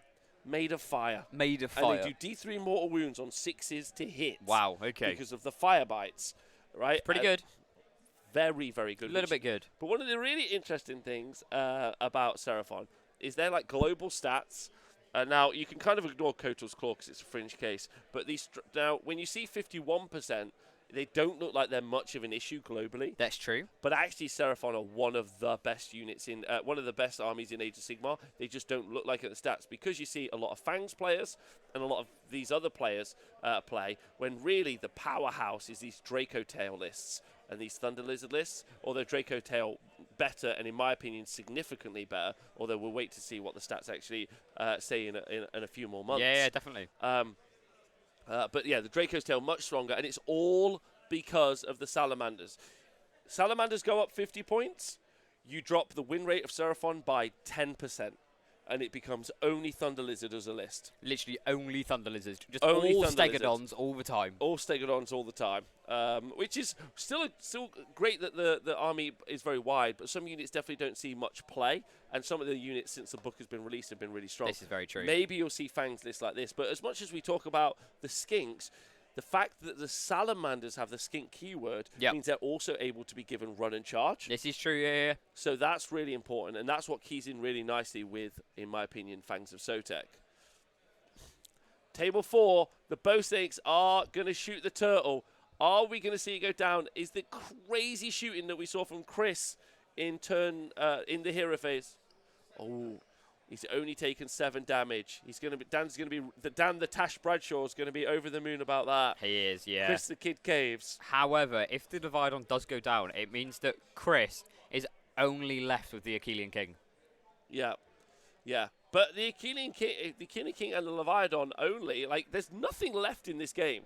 There's really not. We've got about 10 Bloodstalkers left. Yeah. 15 Bloodstalkers. 15 Bloodstalkers. We've got Marathi and 2 Kinerai. Yeah, to be fair, that is like 1,200 points. But Marathi's got 1 wound left, and he's definitely going to die in any of these phases because Marathi can't charge the Leviathan because it will die to stand and shoot. Yeah, so you have to make these bow snakes have to kill this Leviathan, and they because then the Leviathan can shoot in, but it's just not going to happen, is it? So we're going back to table 2 and looking at JP's first turn. What has King Solomon done in this turn? How has he unpacked? So King Solomon, he has moved the zombie dragon from here up to here. He's unpacked these zombies to try and screen out this objective here, which is dropped down because we're playing Veins of Gur. He has managed to, he's moved up Manfred here, Belladama's gone up here, and he's screened with all these dogs. However, he's retreated these 3 dogs away from the Blade Lords because in this fringe situation, apparently Blade Lords are amazing. However, JP in that turn has also moved the Fox down here. A Fox has stayed here, and it looks like we're missing a Fox. Has a Fox died on JP's army?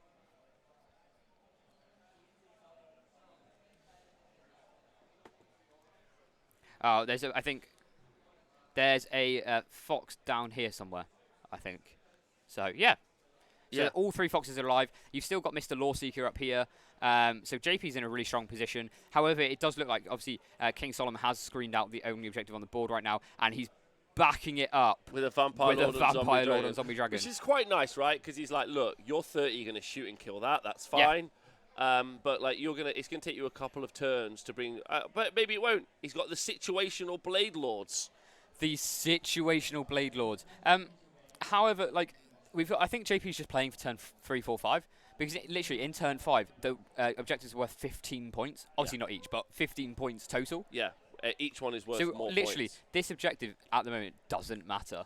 So it definitely scales well to armies that want to play late game. And the way JP's playing, because he's not trading any units, is late game. Like he can just these 3 Foxes have been like an absolute menace over the weekend. They're so fast, they're so mobile. If they want to, they've still got a decent melee attack as well.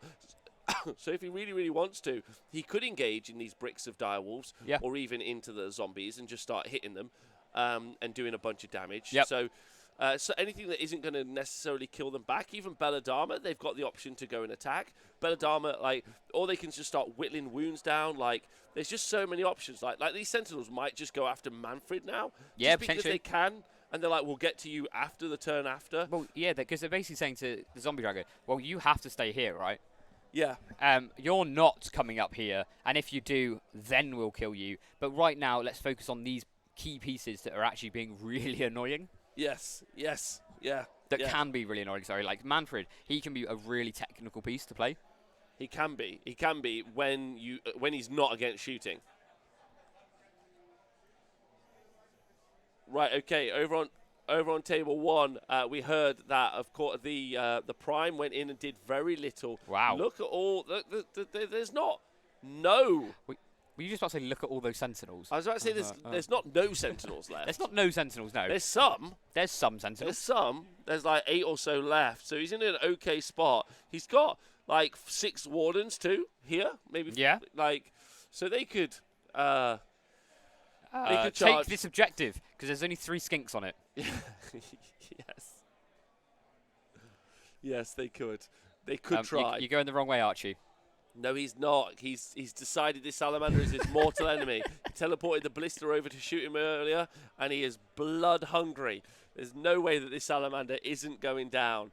Yeah, he's after him.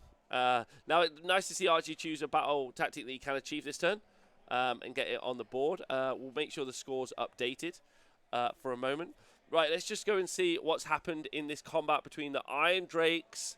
Not the Iron Drakes, the Protectors. Looks like quite a few Protectors have gone down. Yeah, it does. Can we just find out how many Protectors we've lost? Because maybe we've lost more than the one. So Okay, he's lost 3 protectors. So don't forget, Archeon has attacked twice because of the double activation. Oh, he does, doesn't he? So he's managed to kill 3 whole protectors. That's I told you this. Well done, Archeon. This unit's amazing, amazing. Right. So in Colin's turn, by the way, it looks like he's moving that unit out of combat. Okay. Right, because you move across the bridge at the end of the movement phase. Okay. So he's moving out. Yep. And then he's holding within 6, and then he's going to teleport away. You think? I think so. I think he's just going to let the Iron Drakes kill Archeon. How many wounds did he do to Archeon? That's the question. I think you just leave the protectors where they are. No. And you just say, you have nothing that deals with these protectors. Maybe. We'll find out how many wounds Archeon's got left. It looks like he might not be doing that, or maybe he's just experimenting with it as an idea. I think you just leave the protectors where they are. You shoot the Iron Drakes into here, see what you do, and then Archeon goes, I killed 2 protectors. Well, the main issue is, though, is because of Thy Will Be Done on Archeon, which is a CP that he spent, so that he gets to fight on death. Okay, so he does have 17 wounds left. Okay. Maybe he doesn't want to take the additional combat attrition. And he wants to, but probably the Iron Drakes don't do 17 damage. I mean, of course, Johnny Ghostpants will do a flat 6. Oh, easily. So it's whether or not the other Iron Drakes. So we'll find out if Archeon uses In Their Finest Hour, because it's probably the time he's going to use it for the +1 save. You rarely see In Their Finest Hour used for +1 to wound. Sometimes you do, but oftentimes you see it as a reactive response on these god monsters. So he hasn't done it, but he has got Mystic Shield and Ocular Visions. So he's currently on a 1-up save, right? So he's on a 1-up save. So he's got a 3-up save. Mystic Shield gives him a 2-up save. Yep. And then Ocular Visions give him additional +1 save, meaning that he's on a 2-up save, ignoring Rend 1. So if the Iron Drakes do shoot him, he's going to be on a 3+ save. 3+ save. But and he'll use all-out defense to be on a 2+ save. He can use it to be on a 2+ save, yes. And then the Protectors also a Rend 2. Okay, so big news from the rest of the event. England have registered 2 confirmed wins at the event. Steve Curtis and Tom Maudsley. Dave Kane losing and Pete Pratt losing. Oh, Pete with his Nurgle bust into. He's had a tough time them this weekend. Horrors. Yeah, he's had a really tough time. That, by the way, is at 18 and 19, getting England a total of 37 points, meaning they now only need 24 points left. They only need 24 points. So every England player now could lose. Yep. Right? And that will get them the points they need. Wow. But let's see if they lose. So that's the end of the stream. Thank you very much. By a margin. So table number 4, the Turtle. Yep. The Turtle is into Marathi. Or is Marathi into the Turtle? Who knows? There's 1 wound left on Marathi. Come on, Mr. Turtle. Let's go. So close. It's so very close. It's so very, very close. Yeah, this Turtle. This has been a really, really good game, actually. It's very fast. Yeah. Very fast-paced game. But Marathi's gone. Marathi's out. Marathi doesn't have the wound. Marathi is wow. out. Oh, that means all that's left are 15 bow snakes. That's it. 15 bow snakes just trying their hardest. Time for combat bow snakes. Let's bring it back. Combat bow snakes. Combat bow snakes. That's how you get onto objectives. Let's go. Wow, this is huge because Dan's still got the Achillean King. Yep. He's still got the Leviathan, and literally all Chris has got is the bow snakes that's sitting back here. Priority roll. Dan's going to want this.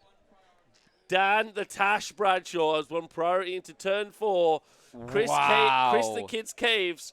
Can he get the priority? And the prime objective's gone in the middle. Prime objective's gone in the middle. Dan's going to be really happy about that. It's tag and go objective, so he holds the objective. He's going to be able to take the Leviathan over, charge into the bow snakes. Bow snakes will be able to stand and shoot. Will that protect them enough? I don't know. Maybe he won't do it. Maybe he'll overcommit and put the king and then the bow snakes in, then the Leviathan in. Maybe he'll just stand there and hold the objective. Maybe he won't try and go after the bow snakes at all. He needs to try and achieve a battle tactic. We'll find out what battle tactic he chooses. This has been brilliant. So fast. So fast, so brutal as well. Yeah, it's been really like the game started with Dan going first, right? And he literally threw his entire army into the Bow Snake Castle, Yeah. killed everything, leaving Marathi, the Bow Snakes Murdered. murdered. And then Chris won the priority, so Chris went second. Yeah. Then he got a priority and murdered Dan's entire army. Yeah. And then we went to turn 3. And it's just been we've had literally like 5 units this whole game. Yeah, it's been pretty bloodthirsty. It really has. Over on table 3, let's just find out what Colin has done with his army. Looks like he's kept the protectors in combat. It's Colin's turn up against Ricky. Ricky and Archeon on 17 wounds left. Those Iron Drakes at the back. With Forge Fire on them, so that they've got that Ren 2. 60 shots, including 2 Grudge Hammer torpedoes, meaning that they do D6 damage each. And they're Ren 3. They're Ren 3. Well, if he's got Forge Fire off on them. This is true. So that means that they could do some great work. But like we've said, Archeon's got +2 to his save, and then he's going to be able to do all-out defense. So he's going to be on a 2-up flat save. So more than likely, Archeon doesn't die. Yeah. Like, more than likely, he doesn't die at all. So, super close. Okay, they have Forge Fire. Okay, so they shoot shots. into Archeon. Well, it's not 60 shots. It's 58 shots and 2 Grudge Hammer Yep. shots. Yeah. So what are we thinking? Like 2s, 3s, eight, Ren 8, 9 2. wounds? Unfortunately, they did 2 damage. Oh. So, not all of what you would hope from Are we just going to see Archeon the Protectors just sit in this whole game, just in the middle of the board going, all right? Yes. How are Although you? Archeon probably wins the attrition game over time. Whether or not it's all about whether or not you can. So I played Archeon. I played Fabian with his Archeon at an event when he was running Tzeentch Archeon. The only thing I did with my Destiny dice, I was playing Tzeentch as well, was I auto unbound Mystic Shield. Because like I chose the Destiny dice to unbind, and the reason is because the all-out defense is CP dependent. Finest day ever is once, but the Mystic Shield lasts over until their next hero phase, so it can last for 2 turns. So it's like the most important thing for you to So take you're off. saying Mystic Shields are forever. Yeah, Mystic Shields are forever, but finest days are just for a day. Right, so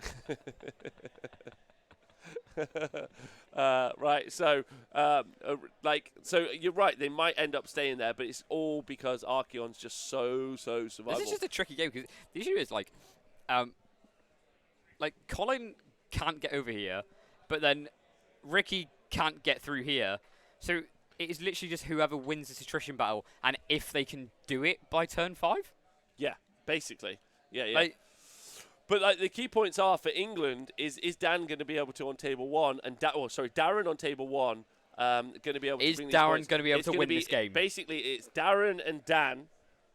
So of our matches that we're covering, and in fact, actually, it looks like a whitewash. If we're going through it, England need 24 points, which is basically 1 major or 2 majors secures them the win, guaranteed. Yep. That's all they need. And currently on table 1, Archie's playing his heart out, but I'm pretty certain Darren is absolutely going to take this. Yeah, I think so. I don't think so. I know so. Table 2, let's go and have a look at what JP has done and catch up here. As you can see, he's brought his Venari Lord Regent out, and he's going to start pushing them into the zombies. Yep, right there. He's Also brought the Wardens in as well, so I expect the Wardens to be going into the zombies. Look who else he's brought over. He's also brought the very situational Blade Lords over. And we've seen the only 2 situations in the last 2 games. And I don't know if you've noticed, but Belladama is dead. Belladama's dead? Yeah. Okay, so the Sentinel shot. Yeah. So Solomon put all of the wounds onto the dire wolves that we've seen right here. And then they all died, which gave JP his battle tactic, and then there was still enough damage left over to kill Belladama. That's so Belladama. quite so JP picked up 2 units from 1 shooting attack from the Sentinels. They absolutely dominated. They did really well. And then that means he's picked up Belladama and that. Oh, and then he brilliant. hasn't even necessarily finished shooting because we've still got the Wind Spirits to shoot as well. Yep. And then we've got the Blade Lords, the Regent, and the Wardens to go into these. Oh, This I think is going to King be Solomon's King Solomon is failing to being the Pope. dethroned. As many a Pope has done that to a king. It's true. It's true. As history has taught us, don't mess with the church. And that is what JP is like. This is the Church of Warhammer, and you've come to the wrong place, son. King Solomon you will is not be going to be anointed today. Yeah, King Solomon going to be thinking about what he could have done, and it would have been to bring a different army. Is all I'm going to say.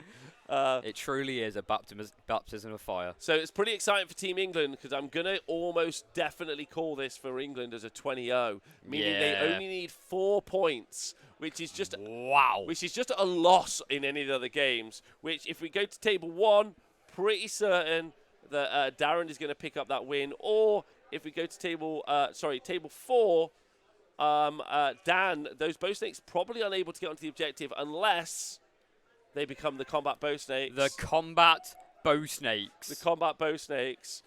Dan, I think we just heard some cheering there from Dan. Table 4.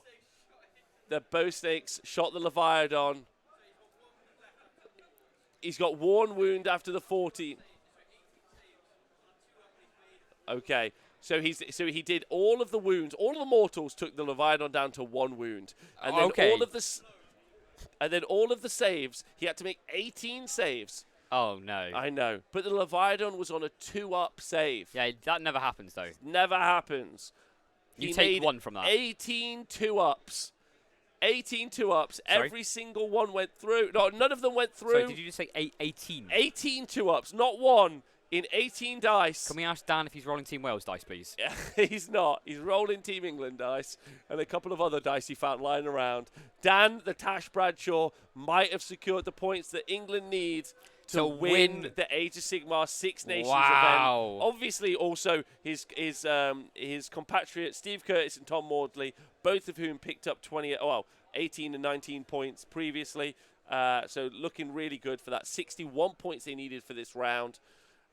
Doing I have a really feeling well. they're going to get a couple more than that. I feel like they might just get a bunch, which is going to be Will solid. they? So we may be bringing you the award ceremony later. We're just going to be finding out from our TOs. We're going to be finding out from our TOs if we are going to be doing that. We'll be finding out, and then which will be cool because even though it's Team England, it'll be cool to know. Yeah. I think it would just be a cool thing to see, right? You know. Yeah. But yeah, this game looks like it's going to be a Dan win, and I'm not going to lie, I'm not sad about it. I love Deepkin. Oh, you do. You do love really a good Deepkin. fish. It's good. You love a good fish. Okay. Table 1 though. Okay. Table 1. We're seeing Darren trying to unpick this army. What's Archie done? He's moved his wardens over. He hates his salamander in the bottom right-hand corner. He does. He's decided it needs to die. I'm sorry, who's this in the middle? Techless. Who's this in the middle? Speedahish. Techless. So let's see what he's going to do. He's moved himself over. He's going for a long charge. He went outside of 9 inches, so they couldn't redeploy. Oh, cheeky. We're going to see him attack here. The Sentinels are still alive. If we get the priority roll, we're going to get a rally on these Sentinels. Get more Sentinels. Shoot into these guys. Start taking them down. So what we're seeing is the Archie comeback. Hashtag Techless on tour is what we're seeing. This is what we're seeing. I think Archie plays better when all he has left are 3 units. He really should play with a Maw Crusher. He'd have a great time. I think he should just turn up with 600, 1,000 points. Yeah, he should be really good. Oh, we've seen the objective go down. Oh, this no. is huge. Archie for Northern Ireland. Archie Archibald needs to get the priority roll. Darren wants to take it to secure the 20 points England need. This is massive. This is so clutch. Yeah. Oh. But look where the objective landed. Look where the objective has landed. I mean, it's landed badly. That's true. But that, like, on the double. Table 4, the turtle surviving won the game for England. No. 1 wound. 1 wound. Table 1. Wow. Turn 3 priority has gone to Archie. The comeback is on. Techless on tour. Here we go. Here we Techless go. on his own. Don't want to overshadow that Dan the Tash Bradshaw. We'll get what the actual score was. But that Leviathan surviving meant he won by 3 points. Yeah. So it's only a 15-5. Okay. So he got 15 points. So that means England still needs 6 points from somewhere. They need it from one of their other team. More than likely, it's going to be the 20 whole points JP gives them. But look at here. The Blade Lords have got into that specific situation. they have the Blade Lords, so the Wardens, and also look. If you look, Severith is also charged over. So he's going to attack. He's got a 3-inch range weapon. Really, really cool thing about Severith is the fact that he doesn't actually even need to charge. He just piles in 3 inches. He does. But he doesn't need to pile in, this is really excited, within half an inch. So what he can actually, he needs to charge, sorry. He charges, and then when he piles in, he can pile in any direction. So what he does, he actually piles out. Okay. And then his 3-inch range weapon, he can attack with. And also, not forgetting that anything within 3 inches of him can only pile in 1 inch. Yeah. So if you don't have a 3-inch weapon, you can't hit him. A 2-inch weapon, sorry. Yeah, you can't hit him. Now, the Vampire Lord on Zombie Dragon is actually carrying a lance. So it's very much like what knights in the olden days would do. Yep. They would ride atop a cavalry, a dragon or a cavalry, and they would use a phoenix, and they would use a long lance. A long lance. To attack people because they're on top of a big beastie. They are. So the long lance on the Vampire Lord on Zombie Dragon is actually an inch. Oh, sorry. Great, it's actually an inch. We have heard we will be bringing you the closing ceremonies of the Six Nations event, which is pretty exciting. However, Yeah, the snapping maw is 3 inches, yeah.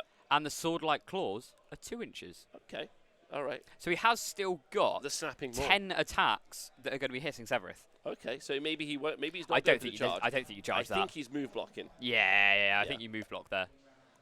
Wow. but he could do. Yeah. Could do. So we will be bringing you the closing ceremonies. First time we've done this actually. At an event, we will be hosting the closing ceremony, so you will be able to see the announcements for the awards, which will be cool for you guys to see. So our tournament organisers, Owen and Dan, will be doing all the announcements later on. Yes. Yeah. So that'll be very Can cool. we commentate on them commentating on the world? We actually can. We can like live react. Live react.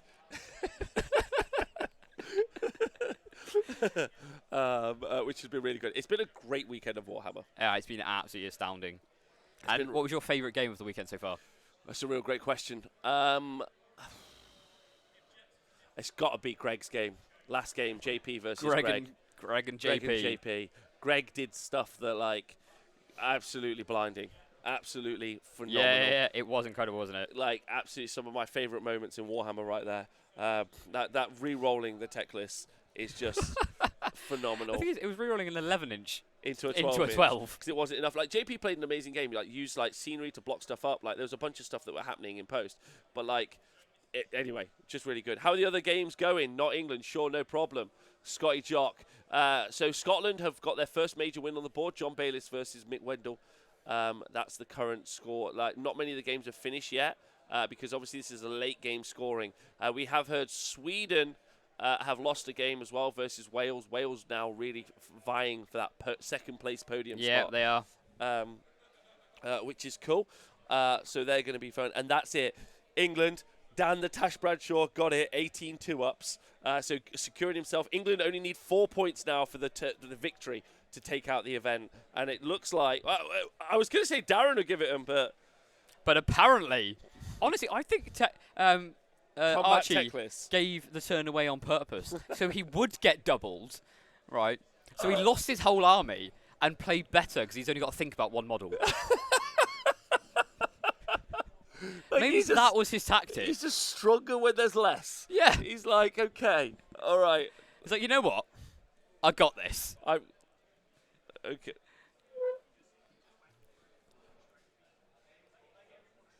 Okay, so this is on table 3. So we're just finding out what's happening on table 3. Get you an update. We are down to 5 protectors. We'll find out how many wounds Archeon's got left.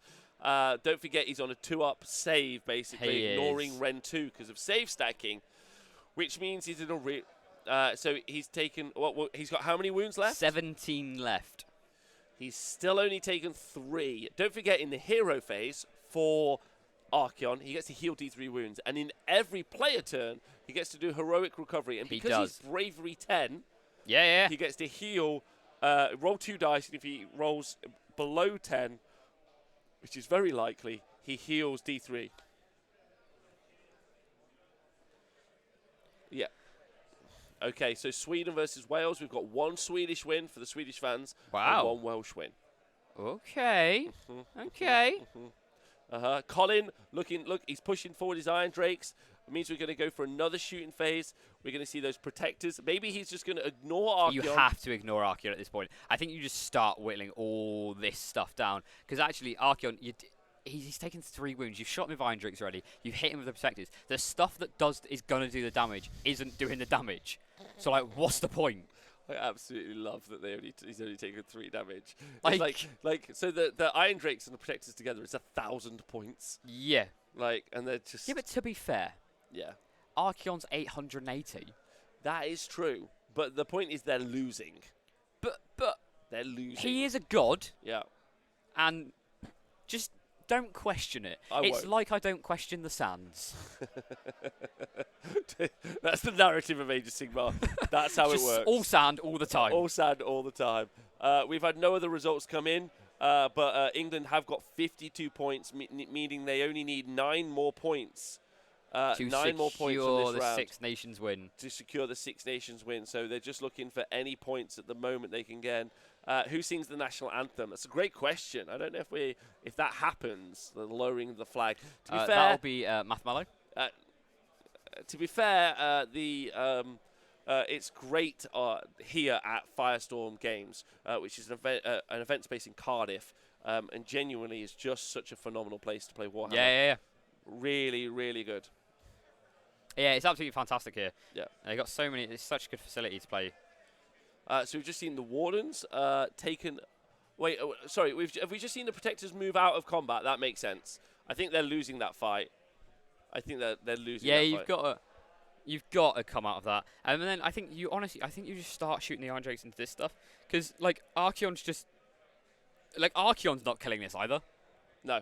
And he probably does a bit to the Iron Drakes, but the Iron Drakes are sat on a 3+ save. Yes. So actually, even if Archeon goes into them, they're still going to be on a 4+ save because you're all out to defense them.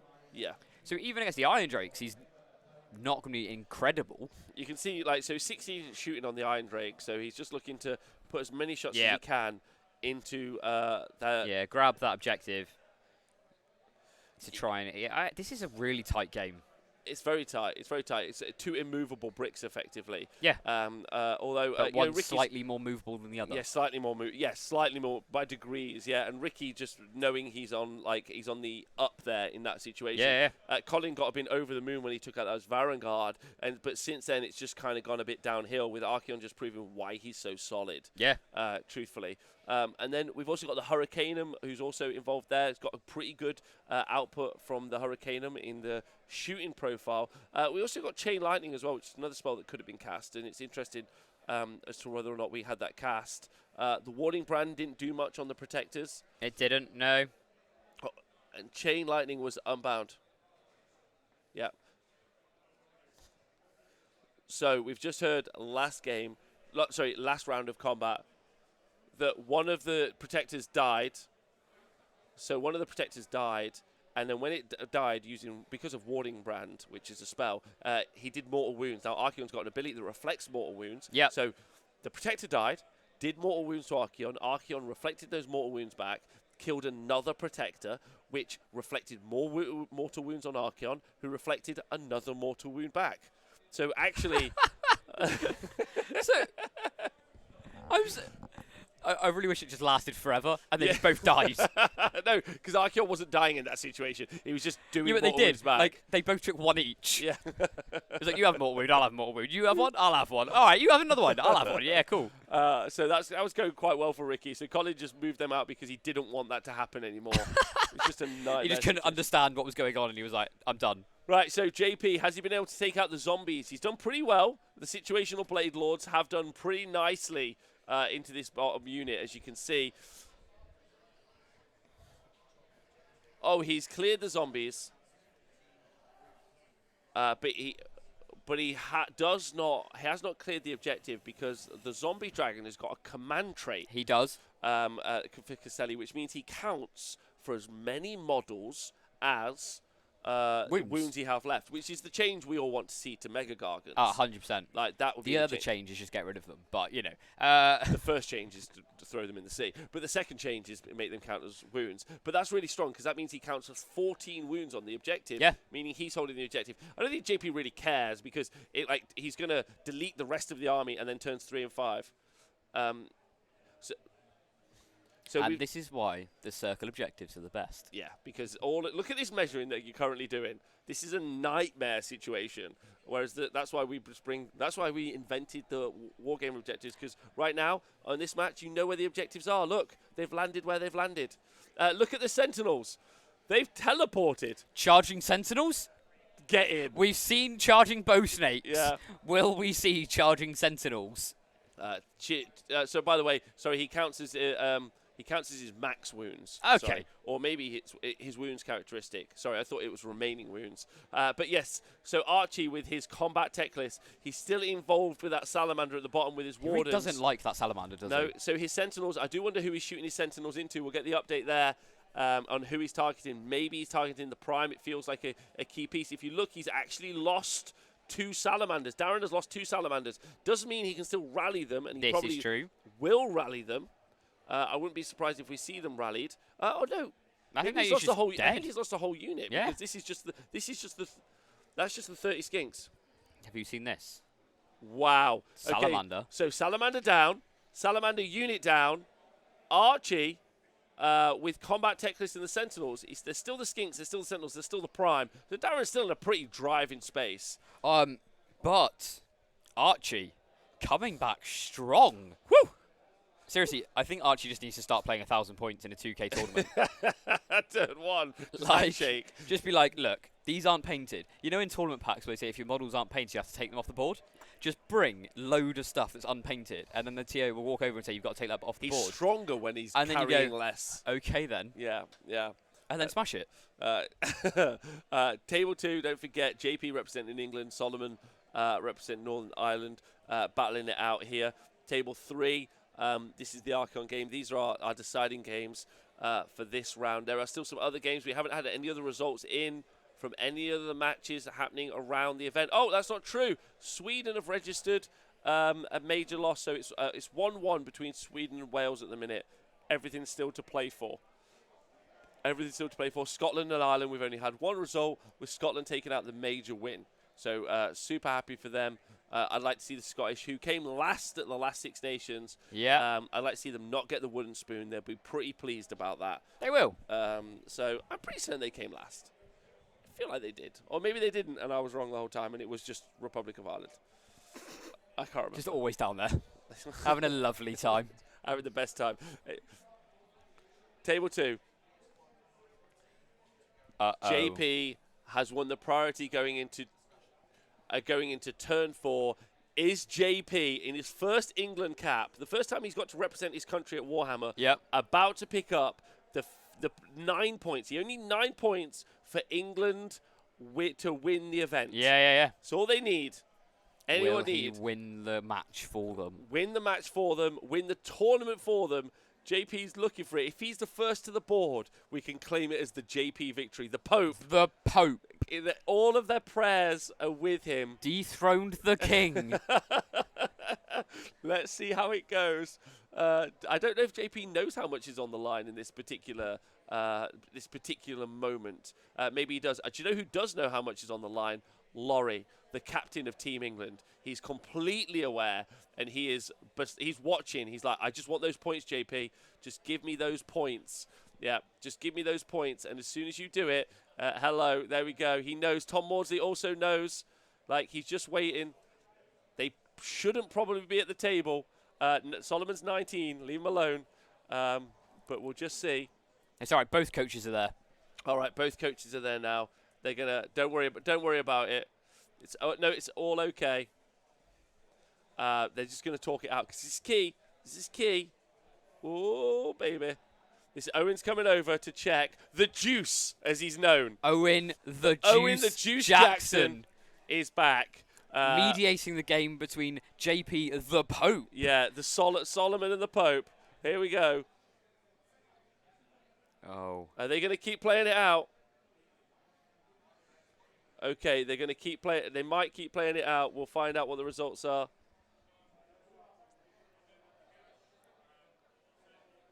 They're just working out the points. There we go. There's a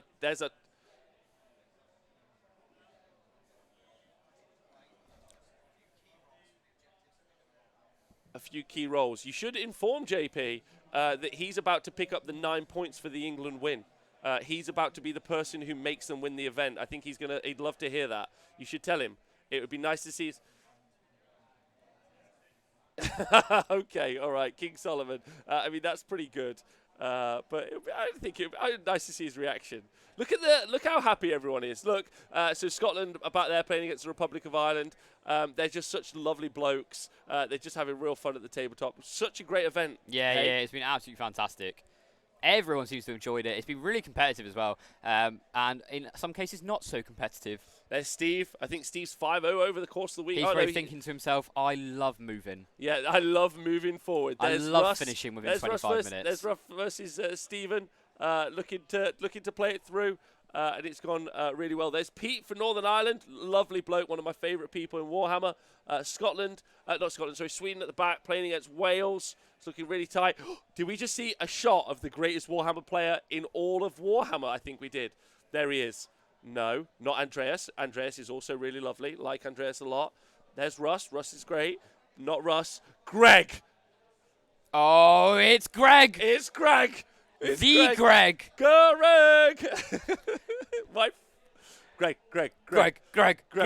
Have we got a nickname for Greg yet? What? Have we got a player name for Greg yet? The Legend. Greg the Legend. That's it. I mean, it's rare, maybe even the GOAT. No, we'll save that. That's too big to throw around in T-Sports terms. It is. It's too big to throw around early because you've got so many people. You've got everyone in New Zealand who are great. You've got the Yankees. You've got the Australians. You've got loads of people who can be the GOAT. Did you say the American method? Hey, they're still in there. Can we get a kind of uncomfortable Owen zoom? Sure thing, chat. Let me just keep up. Let me make sure I update you all with the games. So JP just working out the game here.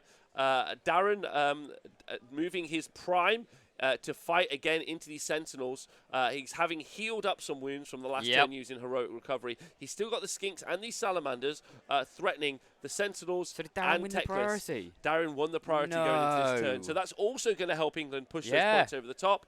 Table 4, they're packing up. Table 3, Archeon still free. Archeon and the Prosecutors were hitting each other, kind of not really doing anything, but Archeon was slightly winning, and now the Prosecutors have gone, or Protectors have gone, you know what? We're just going to walk away from this. Yes. Nothing's good. Nothing good is happening. We're going to come out. And the Iron Drakes have been trying to shoot Archeon, but doing absolutely nothing to him. And it's been painful to watch, if I'm honest. It has. Just watching both of these 1,000-point pieces just do absolutely nothing to each other.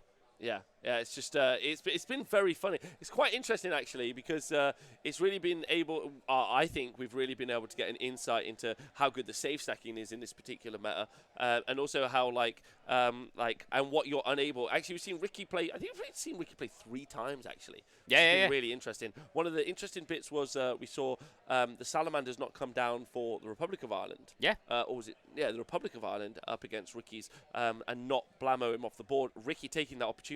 Basically, people making mistakes against Archeon. Yeah, Ricky I was talking to Ricky, and he was basically saying, I've just been playing no mistakes and just waiting for my opponents to make a mistake, and then I use it. Yeah. So there are TOs. There's Owen and Dan being our TOs for the event. They've been having a lovely time. Table 2. Table 2, can you interview JP? I'd love to listen to him. I'd always want to listen to JP. I would love to get an interview with JP and tell him that he's the person who's won the event for Team England. That is congratulations. Yeah. Okay, he doesn't seem impressed. I thought he'd care. So congratulations to JP on Table 2.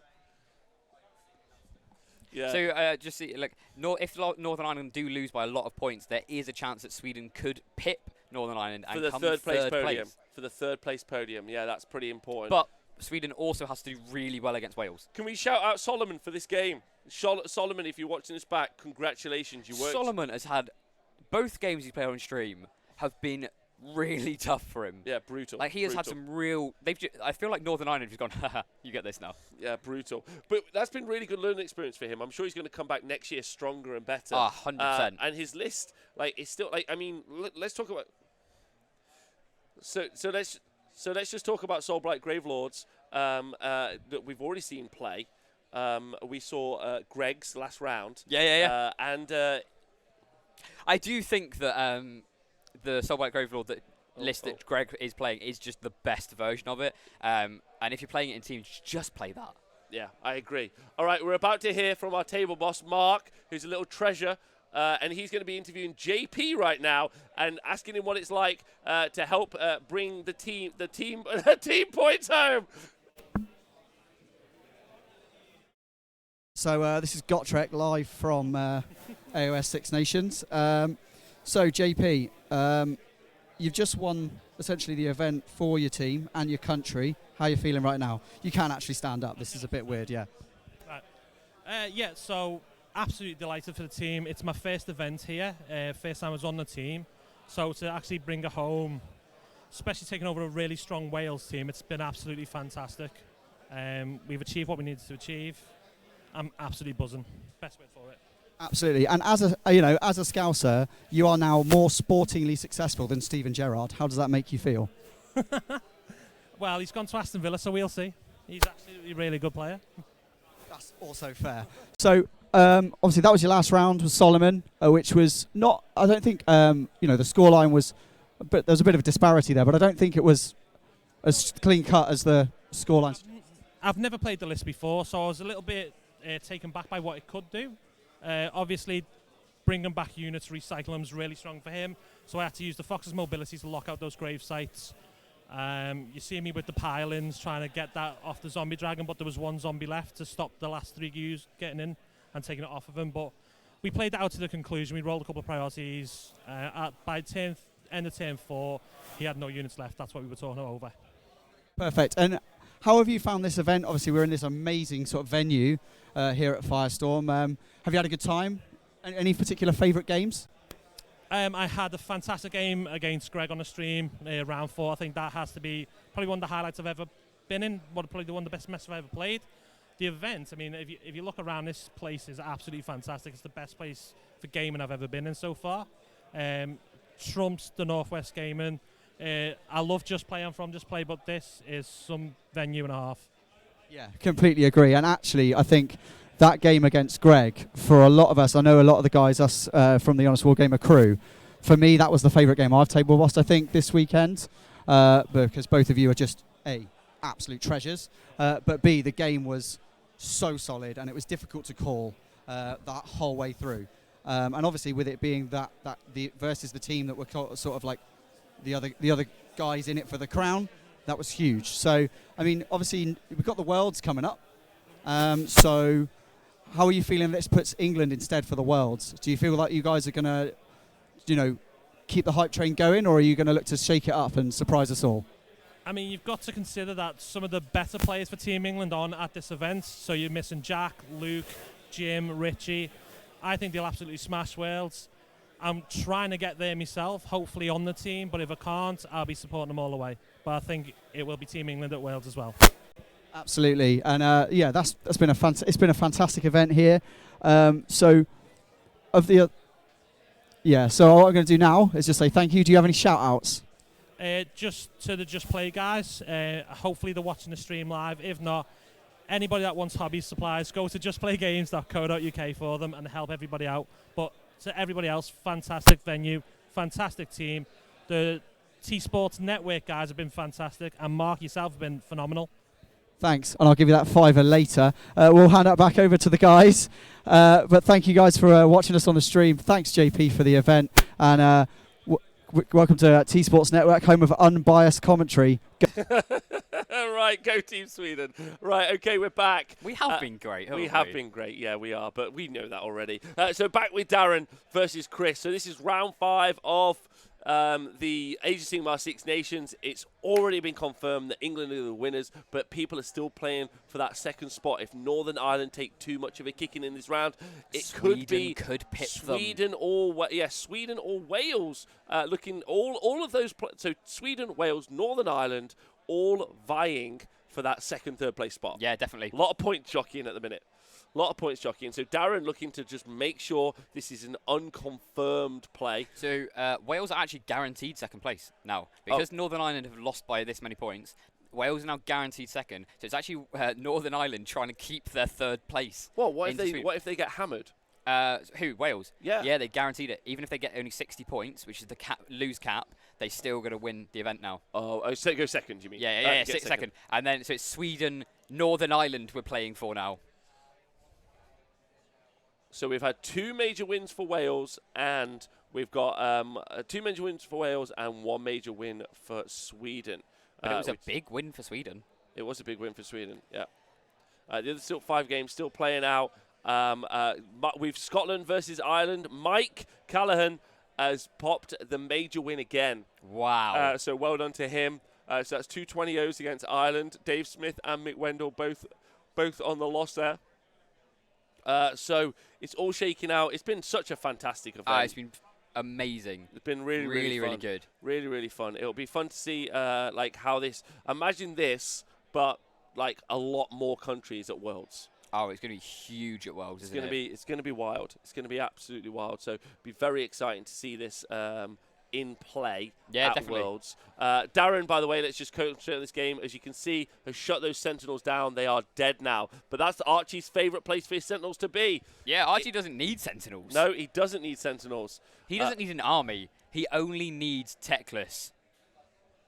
Yeah, okay, no problem. And then table 4. Oh, not table 4, sorry. Table 3. Archeon is into the backfield of Colin. He's moved his protectors to screen off his unit of Iron Drakes. Archeon may be looking for a big long charge into the Iron Drakes. Not really sure. I think he's got his finest hour up now, so he's got that +1 save. And he's in a pretty strong spot, right? He is in a very strong spot. I just find it quite funny. As Archeon's moved like this, the Iron Breakers are going, oh no, run away. But Archeon's got this charge. So Archeon's gone in, hit the protectors again. Mm-hmm. But I guarantee he's literally just going to pile in and hit the Iron Drakes instead. Yes, I think so. Yeah, he is. So yeah, because he hasn't acted. Well, I mean, the Iron Drakes can still stand and shoot, right? Yeah. But they did 2 damage to him when they were fully buffed earlier. Yeah, but maybe he didn't get Mystic Shield off this time. Maybe. Like, that's pretty key. But if he's finest hours. Yeah, we need to get an update, please, on the state of Archeon at the moment and see how he's doing. It looks like he's managed to heal all his wounds as well. So the Iron Drakes can't stand and shoot. They did redeploy to try and get away from Archeon. So they're in a spot where like they can't do anything right now. So and now the Marauders are in. Ricky's played a great game. He has. I feel like he just had slightly better tools. Yeah. Like that's no way to knock Ricky's play. Ricky's played a great game. Like Ricky had to know, or he had to he put Archeon. He's like, cool. I'll go into that 30 wounds on a 2-up save. I'll fight this out. Yeah, I'll take 60 shots. Like, even the Varroguard teleport was great up here. It just didn't work out for him. Yeah. Like, he's played some solid Warhammer. He's really boxed Colin in. Colin's had to react, and unfortunately, it just hasn't worked his way at all. No, it hasn't, unfortunately. And these Marauders going into the Protectors as well now, it's just, I think that a lot of Colin's army is going to die here. Yes. I think a lot of Colin's army is going to die here as well. Because these Marauders are going to be vying for this Hurricanum. Which means Ricky's going to pick up, I think Ricky might 5-0 with this list over the weekend, which is really great, especially as they've been playing it loads. Like, I think they've been doing a lot of practice between themselves. Oh, okay. So I was talking to JP earlier, and apparently they've just been practicing these lists for about 3 months now. Oh, wow. Just non-stop. Okay. And been keeping it out of the public sphere. Yeah. Very interesting. Very clever. So instead of going to tournaments and playing them, they've literally just been meeting up between the 8 of them and just playing all their lists non-stop. Wow. And especially because their lists were very, this is England's strategy, especially because their lists were very meta. Yeah. I.e., you probably experience or see those lists consistently then they ended up playing against the versions of these lists that they played previous. Wow. Okay. Worlds. Sorry, I saw the link in the chat. Worlds is in Prague, May 18th, the 20th, 22nd. Is when it's going to be. So the T Sports Network will be covering, in conjunction with AOS Worlds, will be doing the coverage of Worlds. I've been speaking to the Worlds Council recently. It's very exciting times. We're very much looking forward to it. We're going to take a bigger crew as possible. And we're going to try and bring you the best coverage that's ever happened. Yeah, it's going to be brilliant, isn't it? Pretty happy with the coverage this weekend. This is actually, in my opinion, the best coverage of International Warhammer that's happened to date. Yeah. So I hope you guys have enjoyed it. If you guys have got any thoughts about things we could do better, please do let us know. But yeah, AOS Worlds will be one of the next things. We do have the T Sports qualifiers before then. We happening do. in February. What's and the then date of that one? I'll remember at some point. And then I need I'll a teed button. you up. I need a button. And then that means we'll also be doing a follow-up Super Series. Yeah. Based off the qualifiers. And the Super Series is fantastic. Yeah, which is also team-based Warhammer. So even more coverage in the future of some great events. Hopefully, just go from strength to strength. I hope you guys have enjoyed it. Need flags team reps beside the names. Okay, yeah, not a problem. We could do that instead of the skulls. That's not a problem. Yeah. They actually can go in there. I just didn't do that. So good point. Table 1. It's all over. And Darren, Archie has won. and Archie has not won, Oh. unfortunately. Oh. Darren has taken the game away. Darren, 24-16 to Darren, making it an 8-point swing, meaning it's a 17-3 to Darren. Darren just leaving no doubt as to whether or not England have won this event. Also, Darren 5-0 over the course of the weekend. Yeah, really proving that he deserves his place in England. Really proving his place. Also, him and Laurie were doing the parents process. They were, yeah. Together. So also proving that maybe a future captaincy available Yeah, to definitely. him. As a player in the future. So he's got to be really happy with that. Then JP's game is over. We've already discussed this against King Solomon. Real tough time for the King, but I'm happy to see him return in the future. And then we've got Ricky versus Colin. We just need this game to pile out. And honestly, I feel like this is all but over. Yeah, I think it's going to be a Ricky win, just because of like the fact that Archeon's now in here, the Marauders are here, and it's just the issue is these Iron Drakes can never deal with Archeon, and there's only 6 protectors left who, again, can't deal with Archeon. So it's just going to be an Archeon having a lovely day, killing loads of dwarves. Yeah. Well, so, I think, ladies and gentlemen of the T Sports Network, I think we're done for the day. I think so. I think we're done. So we are going to come back for the award ceremony. Now, we don't normally do this, so we're not sure how it's going to look or work, but I thought it would be very cool, especially given how amazing the venue is. Ignore this. How amazing the venue is. It'd be cool to do the award ceremony and see what it's like, and you guys to tune in live if you would like to tune in live. If you would not like to tune in live, you can just find all of the results on the Age of Sigmar Six Nations Twitter. They've been putting up detailed breakdowns of the results, which has been very, very cool. You guys can see it, pore over it, analyze it to your heart's content. I've had an amazing weekend. I've had a brilliant time. I've had a great weekend. It's been super fun hanging out with you guys. Thank you very much. Thank you to Adam, especially from the T Sports Network. Thank you also to both of our two table bosses, Mark and Matt. It's impossible without table bosses. Absolutely impossible. They arguably do more work than we do. So a special 100% thank you. do more work. 100. And then, so it's going to be really good. So we'll see you guys later for the award ceremony. Yeah. I hope you guys have enjoyed it. Congratulations to England. We'll give you the full breakdown of the other results as we go. Loads of love. Thanks for tuning in to T Sports Network. See you soon.